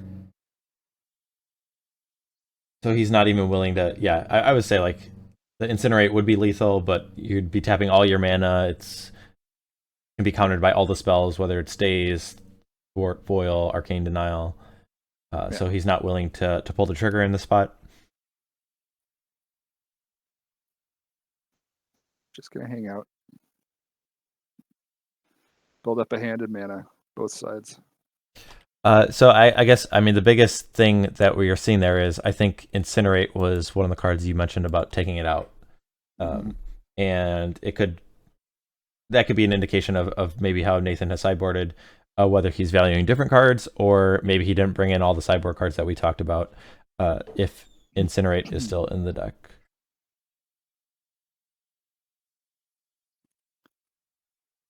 All right, yeah, Nathan is just drawing and passing. Right.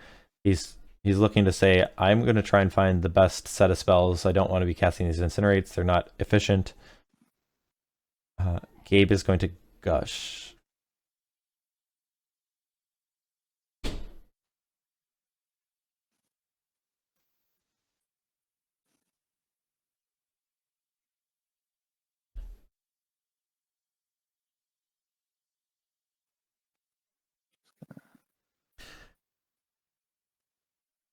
All right. Looks like Gabe is aggressively using his Forsaken Cities, given that he has a lot of cards in hand. Exactly. After gushing.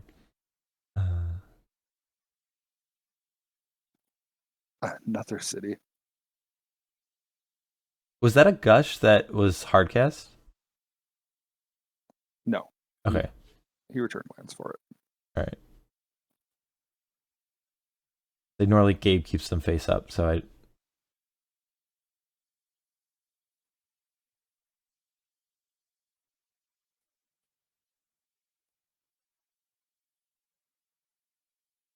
I guess the 2 that got exiled were probably the ones that he picked up, so. Another Incinerate. Oof.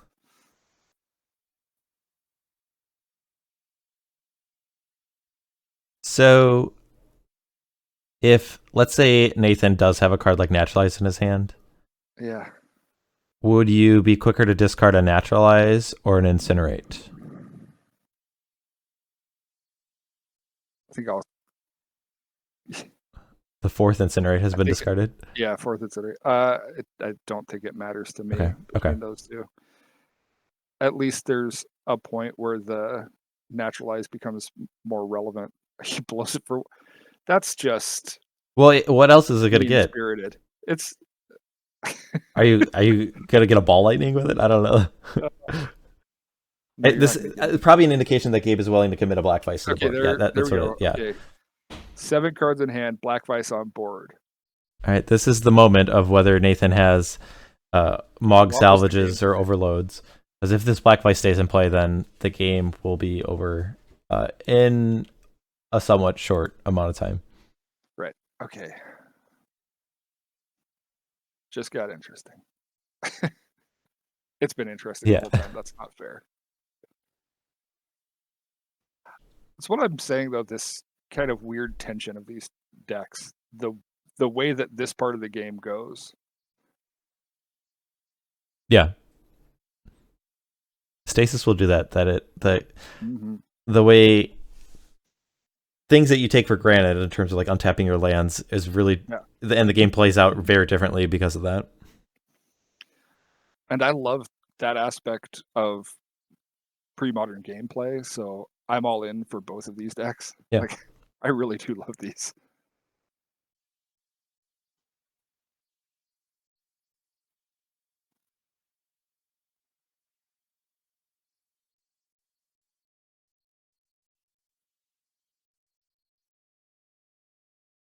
All right, so we're still on Gabe's turn. He's cast a Black Vise. Is he going for another one?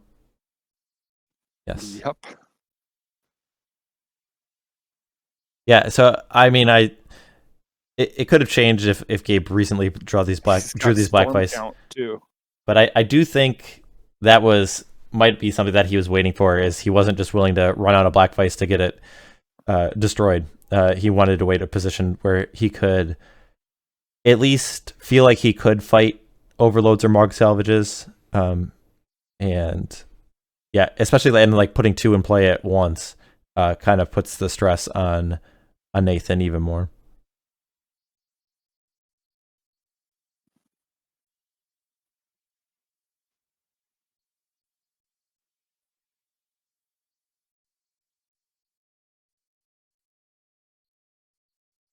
That storm count for Gabe?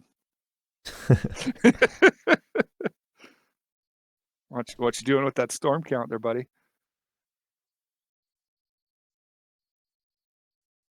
I mean, I feel like you would only commit.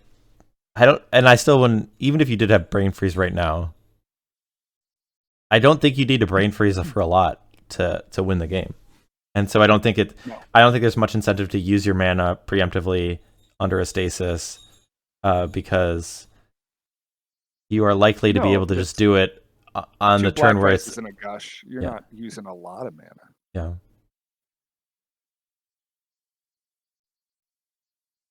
I was confused on what that die was for a second, because I thought it was floating mana. But he didn't. He only gushed once. Right, and he didn't spend blue mana prior to gushing. He used tapped lands. Okay. There is a Brain Freeze. This is preemptive. So 4 copies of Brain Freeze on the stack.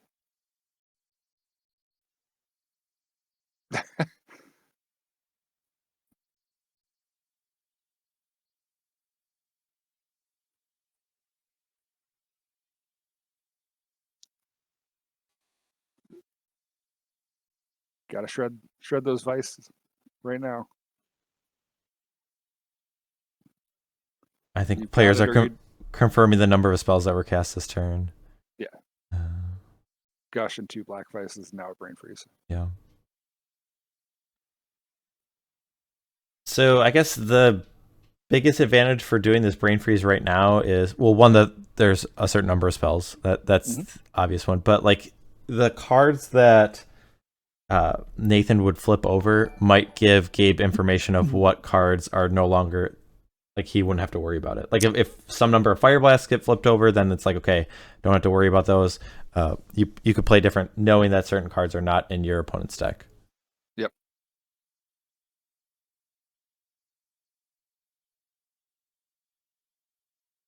Blow up the stasis. All right. Pyroblast, presumably like trying to destroy the stasis. There is a Daze, which Nathan has the ability to pay for. I guess what spell? Unless you're leaving it to draw Fireblast and want to pay for a Daze there. That seems like the only other spell that would be more important than a Pyroblast there. Would you agree? I mean, a Lightning Bolt. It's got to, like, right? Something lethal. Yeah.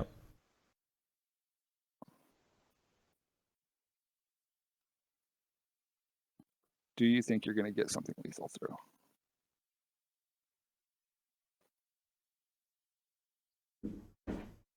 I mean, if I had a bolt that I thought I was going to get through, I might just try the bolt right there anyway. Chad has asked, has he played a land? That I do not know. No.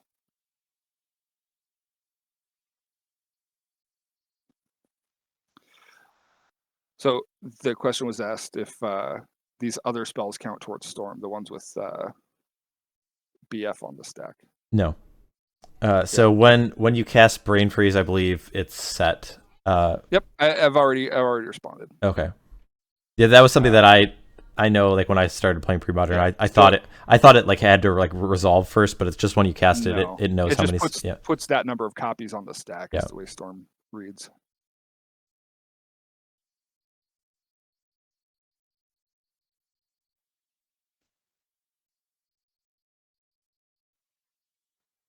All right, we see a Mogg Salvage. So this is targeting a Black Vise.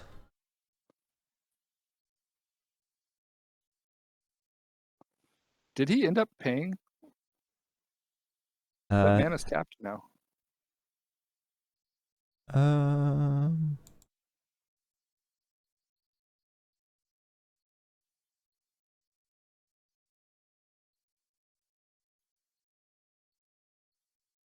I don't know. Well, the Pyroblast is no longer on the stack, and the Stasis is still in play. But the mana's tapped. I'm confused. Did he counter a copy of Brain Freeze? I wouldn't understand that. Me either, but...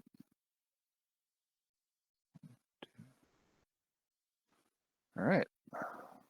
So I would say the Storm counter has not gone up.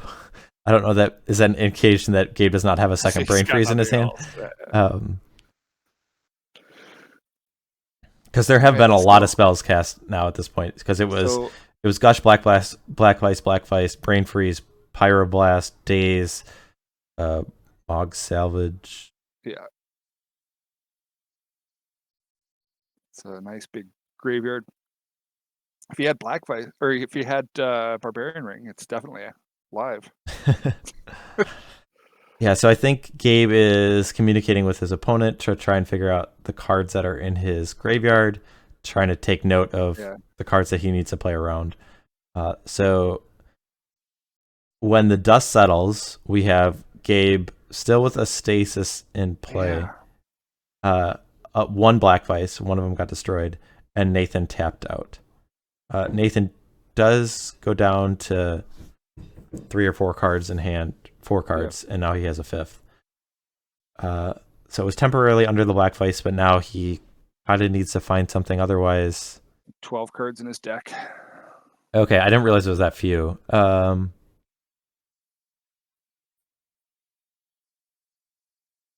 you able to count it for Gabe? I was not able to count it for Gabe. Okay. I didn't want to say anything when you were counting. Gabe has more. Okay, Gabe has more. All right.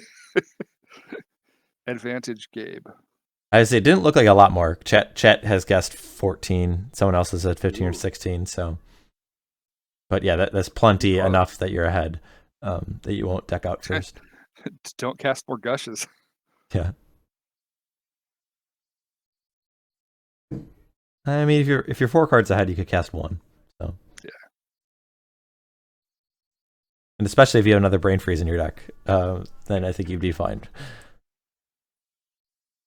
I wonder if Gabe had counted the number of mana sources remaining in Nathan's list. Like if you're asking about the graveyard, it's like how many fetch lands and mountains are in your graveyard?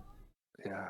Because that might be the easiest way to track it. I mean, I think I would start with Fireblasts and Lightning Bolts. I want to know how many Fireblasts. I want to know how many Mogg Salvage. Then I want to know lands. Yeah, and Lightning Bolts. I think I would want to know those as well. I think I almost don't care about Lightning Bolts from having no untapped mana. Well, I guess I was saying like which one cards like would change thing, and like one Lightning Bolt would win a game. So that would be a must counter. Where a card like Seal Cleansing or Seal of Fire is not necessarily something you need to counter. But Gabe just has so much counter magic left. He's not had to spend much at all this game. That is true. He's gotten huge value out of Daze.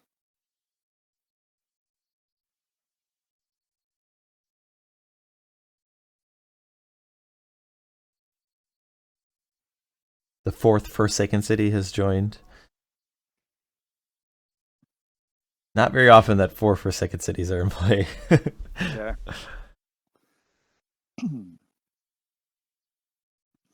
It's one of the like forgotten vulnerabilities of this deck, because you'll have people go for the early play and then get punished with a wasteland. Mm-hmm.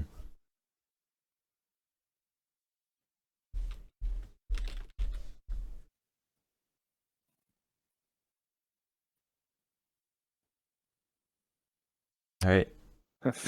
Fetch doesn't find anything. I hope Nathan knew that answer before he made that play. But yes, it does find a mountain. Check how many more while you're there. Could be important. Yeah, he gets a very good look at the last cards that are available to him. Yep. Yeah, check your outs. What do you got? Yeah, without us seeing the full graveyard, it's hard for us to. There was just something spiteful about the way he threw his deck back down there too. That library drop was. What, that I'm gonna get decked? Like, screw this library. Yeah. Bolt and pray. All right.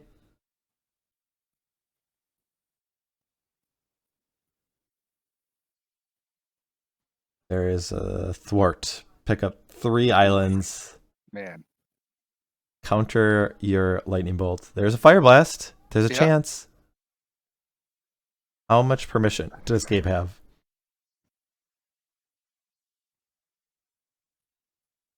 Tap 1 mana, tap 2 mana. This better not be an Impulse. Or Arcane Denial. So 2 lethal spells have been countered. One potential Fireblast left. Is it in his hand? Might as well throw it too if it is. Yep, looks like those spells countered. Gabe gets his Arcane Denial. He's going to exile a bunch of cards, I think, to untap. Yes, this Impulse. This island in hand.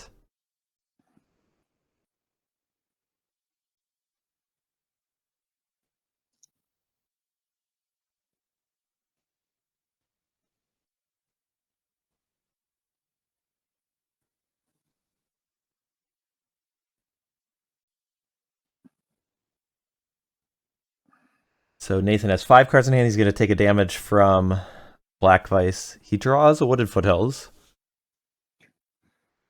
Fetch Bolt. Fetch Bolt. Yeah.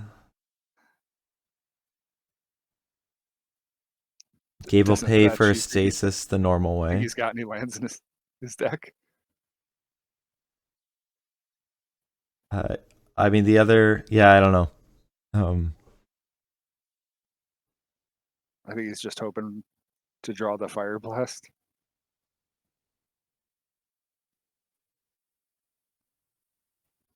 Okay, so Nathan gets a new card.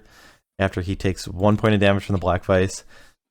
He's not able to play another land, then he's gonna take 2. At 5 or 6 cards? 5.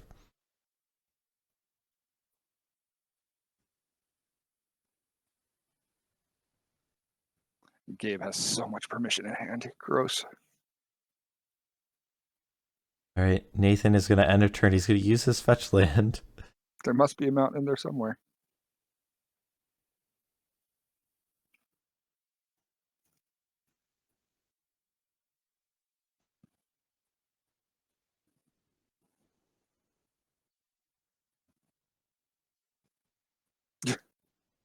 All right, he'll try for a lightning bolt. Gabe will pick up his hand. He's got everything. I mean, all his permission would be live, whether it's Daze, Thwart, Foil, Arcane Denial. He's got a handful of it right now. Yeah. And yep, Nathan's going to plop his hand down on the table. He's going to show Overload, Shock, Grim Lavamancer. Lots of shiny cards, but none of them are... Yeah, I think that might be a Fanatic. None of them are going to get him across the finish line. We do have a Spring Fling champion, and it is Gabe Farkas with Stasis. So a clean sweep in the finals. A lot of back and forth in those games. Really interesting sequences of how things played out. Definitely. Interesting. So Nathan never had a Naturalize in his hand. Were they in the graveyard? I don't think he boarded them in. Okay, so I guess he had a plan of attack that maybe that was the whole point, that like he was really happy to have that forest as a kind of bluff to bait in the Stasis in that spot, because he didn't really need the Naturalizes. So let's jump down and chat to our players and see if we can get some input on them. Chat, if you have any questions about specific plays or decisions that the players had, maybe you can put it in chat and we can bring it up. But yeah, I think there's a lot to talk about. Let's see if we can kind of somewhat wrap it up, because yeah, a lot has happened. But all right. So like Brain Freeze came in. Where's my other? The Propaganda came in. Wow. 1, 2, 3, 4, 5, 6, 7, 8, 9, 10, 11, 12 cards I exiled to City. Yeah, that's, I don't know that I've ever exiled that many. I mean, maybe, but yeah, Brain Freeze is, I think, so I'm assuming he's watching. Will Hurst suggested as a way to just get around your, like, you have a finite amount of damage in your deck, right? And especially after sideboarding, you're going to have probably a little less, because you need to you need to put in all those sideboard cards. So like if I can eat away like 10 points of damage, right, that's going to make a difference in terms of what you what you have left for me, right? Well, sure. Or even if you hit a lot of lands. Yeah. I mean, that's crippling. Yeah, that's true. I didn't think about hitting the lands. And I didn't even look to see how many lands you actually did hit. But it was like 2 or 3, I think. Yeah, so probably. Yeah, but I mean, this is too cute for you. This is great against control or whatever as a finisher. Agreed. Yeah. And then if I'm bringing in the 2 Brain Freezes, I cut one of these. This is like, I mean, I think this is only good against a Vortex or a Ball Lightning, and even then, it's not that great, right? I mean, I guess I can keep you off a land, but still. And then I just, figured I'd play the long game, and then by taking these out. Agreed. Yeah, I think the Boomerang is definitely good against Vortex. Yeah, I wasn't going to keep 3-mana spells in against you, but yeah. To send that back after I get hit with 2 or something. So wait, so you took out the 4 lightnings, the 2 vortexes, and the 2 curse scrolls? Oh yeah. That's awesome. That's hilarious. Yeah. And I would actually have taken out Jackal Pups too. Yeah. Because I did not think you were going to bring in Propaganda. And that's a misplay on me, because if I would have taken out the 4 pups, I would have brought in the 4 Naturalizes.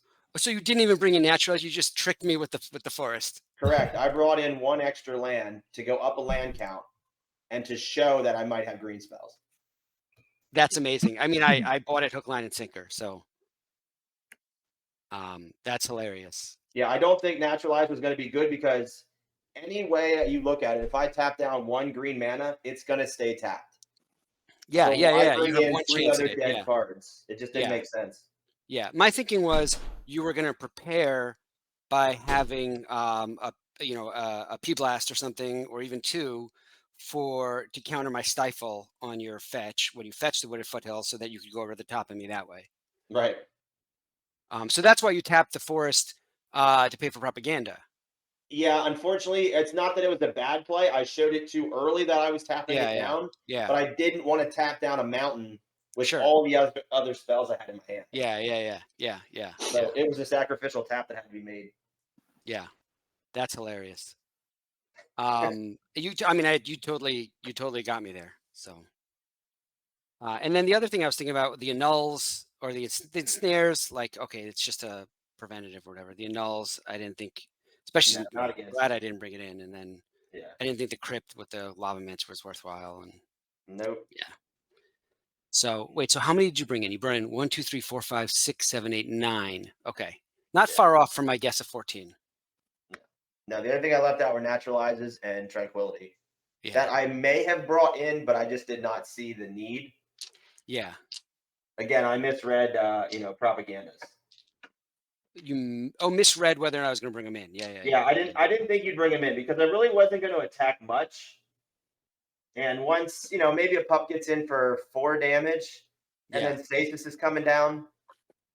But I mean, with your early propaganda, you did shut it down. You stopped bleeding. Yeah. And I, as soon as that happened, I was like, wow, now I regret not bringing in Naturalize. It's one of those like rocking a hard place type of things, because you got to pay for it to push your game plan, right? But then you're exposing yourself to stasis, or if you don't and you hold back, then you're no longer being the aggressor, right? Right.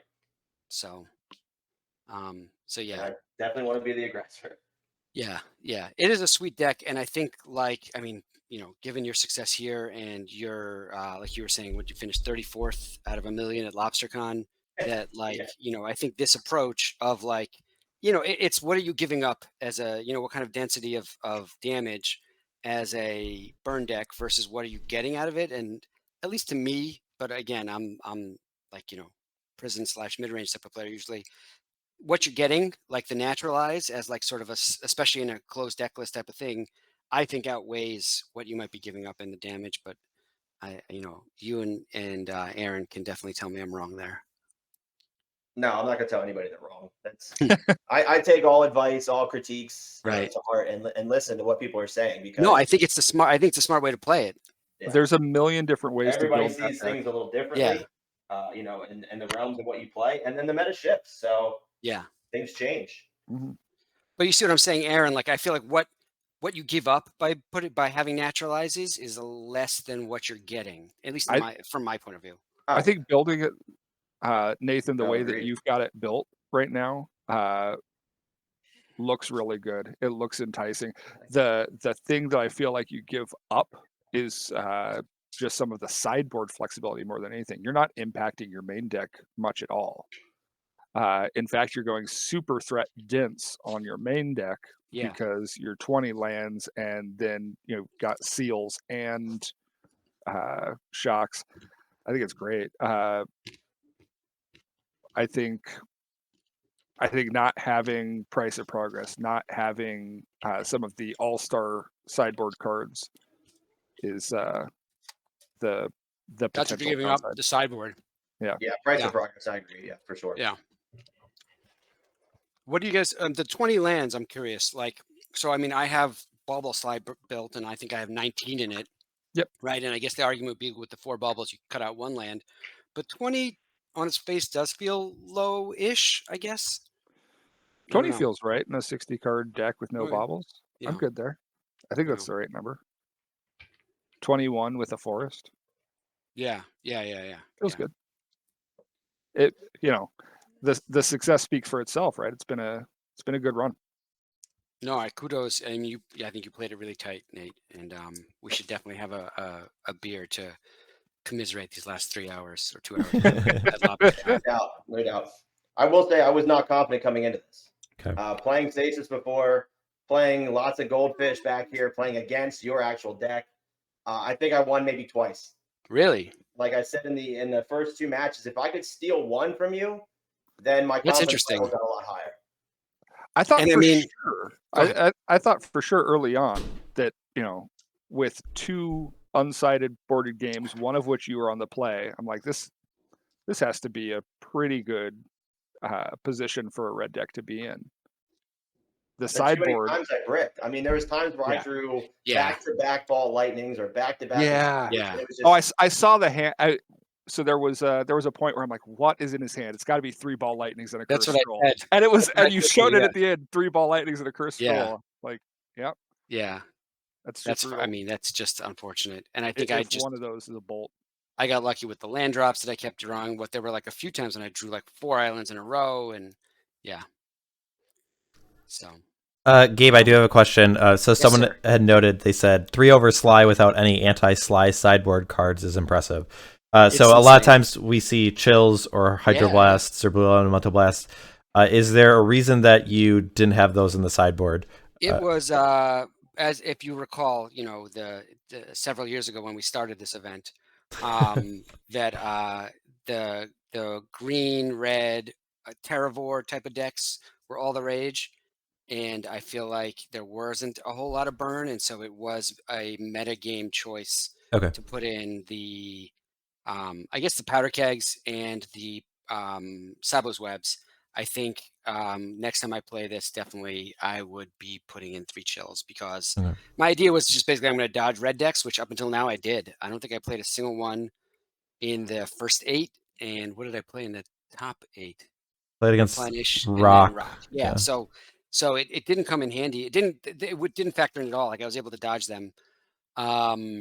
Ironically, I don't think I played against a single Terravore the Okay. entire time either. So they didn't help, but yeah, it was kind of like a game plan choice for what we were all looking at the time. But yeah, I think in a vacuum it is, you know, I in a vacuum I'd probably put in like an unknown thing. Like if I was going to play this at LobsterCon, 3 Sligh in the side for sure. Okay. So it's the number of hydroblasts, I think, is the question really. I mean, I love your propaganda game plan. We were talking about matches that you and I have had, where that was the key card that makes all the decisions from the red side. Yeah. You know, how likely do I feel like that is to come down? I think that's been a key piece of your tech and a key piece of the tech from decks that I've seen beat the red deck. Yeah. Yeah. So yeah, it just forces you, like I said, it puts you in this, you know, damned if you do, damned if you don't kind of situation, right? Where you have to commit to the board because you're the aggressor, but if you do, you're really opening yourself up to get your pants pulled down.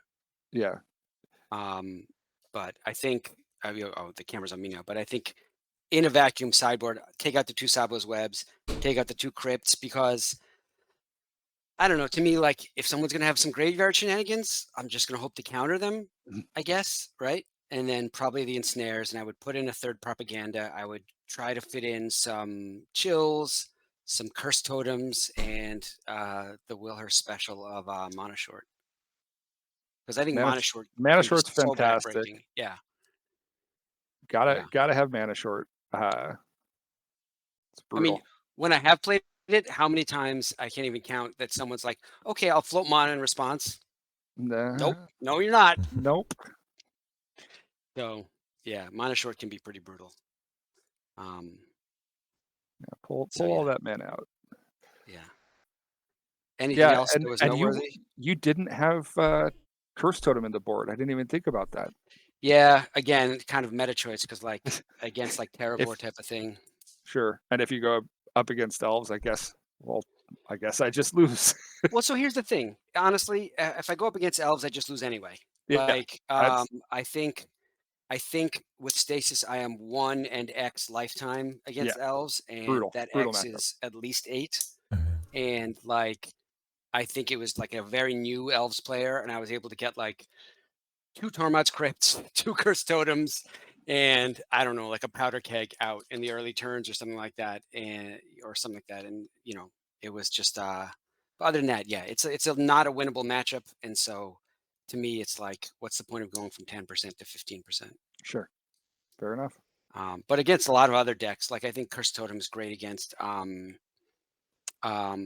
Devourer. It's great against something like Feb. You know, it's great against a lot of other things. So Definitely. yeah. Any other like notable things? There was one point. What was the thing, Nate? Where was it game 2 when we weren't sure whose turn it was? Yeah. Right. That was brutal. I completely just lost every train of thought other than Where are we at? responses. Yeah. Well, because you played. So did you guys catch this? He played a seal, and I think I countered the seal, and then Nate, you tried to do something with Mogg Fanatic. Mogg Fanatic, and then we got into a little back and forth, and then I think I'm pretty sure it was. We can go back and watch, but I'm pretty sure it was your turn. If not, I mean, I'm open to whatever restitution we agree to. I guess I didn't notice that, but maybe that was something that No. I wasn't paying attention. Yeah. But Maybe it was obvious to you guys whose turn it was. Yeah. Yeah. I'd have to watch it too, but no restitution needed. yeah, Okay. yeah, that's funny. You got someone looking for you behind you. Yeah. Kids are calling. Yeah, Most fun.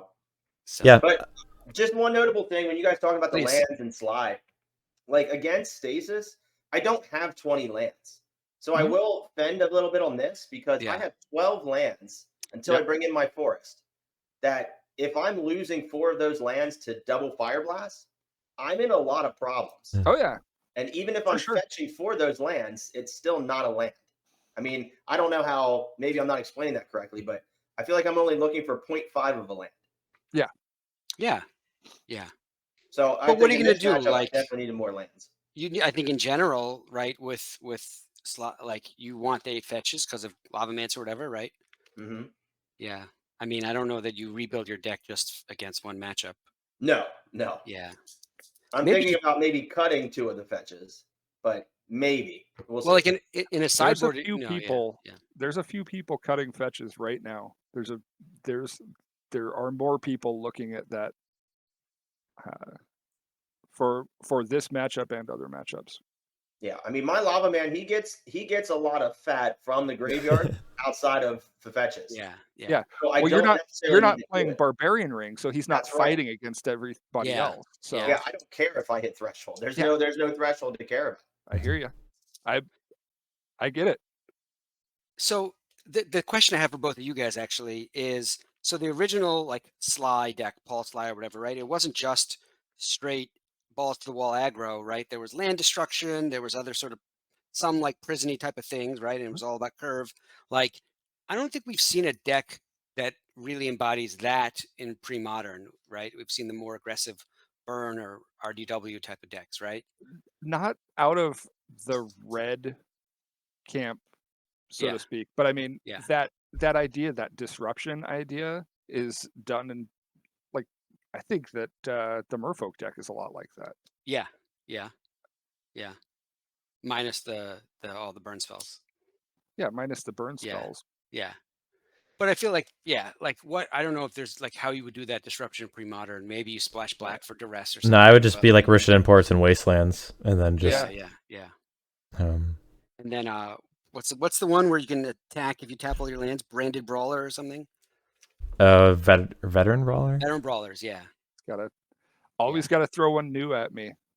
Every time you come around, you got to throw a card I've never. Someone's played that. I don't know if it was Neil's.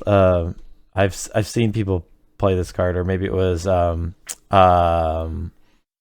forgetting their name. Someone from the APAC region. I forget, but yeah, people have played a deck like that once, with Wasteland and land destruction and ports and whatever, and it was either mono red or red splash something else, and it had. Is it Veteran Brawlers? What it is, Mike? Yeah, so it can't attack if the defending player controls an untapped land. It can't block if you control an untapped land. But it's a 2-mana 4/4, so yeah, something like that I think could be neat. Yeah. So. All right. What else? I guess I don't have too much to add about the game. I do want to thank both of you. It was really interesting. I always think it's really cool to see like those two decks in action, and certainly Sligh has to play a different type of game than it's used to playing, and it's really interesting to see. And it's really fun to see how players sequence their spells and kind of where and how they pick their battles. But yeah, really interesting match, and congratulations to the both of you for getting this far. Congratulations, Gabe, for taking it down. I know you've been a consistent performer in the Fall Brawls and Spring Fling. I think you put on a good event. So, you put on so a yeah. good event. Thank you. Yeah, really appreciate the platform here. Yeah. Well done, both of you, for sure. Yeah. Thanks. Look forward to seeing you guys at LobsterCon. All right. Sounds good. Yeah. Any day now. Yeah, very soon. All right. So we'll say goodbye to our players. Aaron and I are gonna quick wrap things up, but I want to thank you guys both. So. Yep. Thanks again, Gabe. Yep. Bye. All right, so let's jump over to our stream ending scene. So, Aaron, I want to thank you for stepping in and doing the commentary with me, especially a Sligh matchup. I know I don't know if you had realized what the matchup was before you committed, but yeah, it's always fun to see the Sligh deck in action and hear your perspective of things. Since you are probably, I would probably say, the most experienced. Maybe some other people would argue you're up there. Yeah, yes. I've got reps. For sure. So I love this deck. But yeah, it was definitely really fun to have you in the booth. Is there anything you want to say real quick before we say goodbye to our viewers? No, just thanks for everyone that played at the event and gave us so much good content to watch, and really, really great matches. Great to see Gabe take it down. Yeah. Really, really interesting new takes on decks that we got to see. So yeah, always some innovation to be made. So exactly, super fun to be a part of this community in general. All right, so with that, I want to thank everyone who's able to tune in live. Thanks everyone for the support. Thanks everyone for being part of this community. But until next time, take care.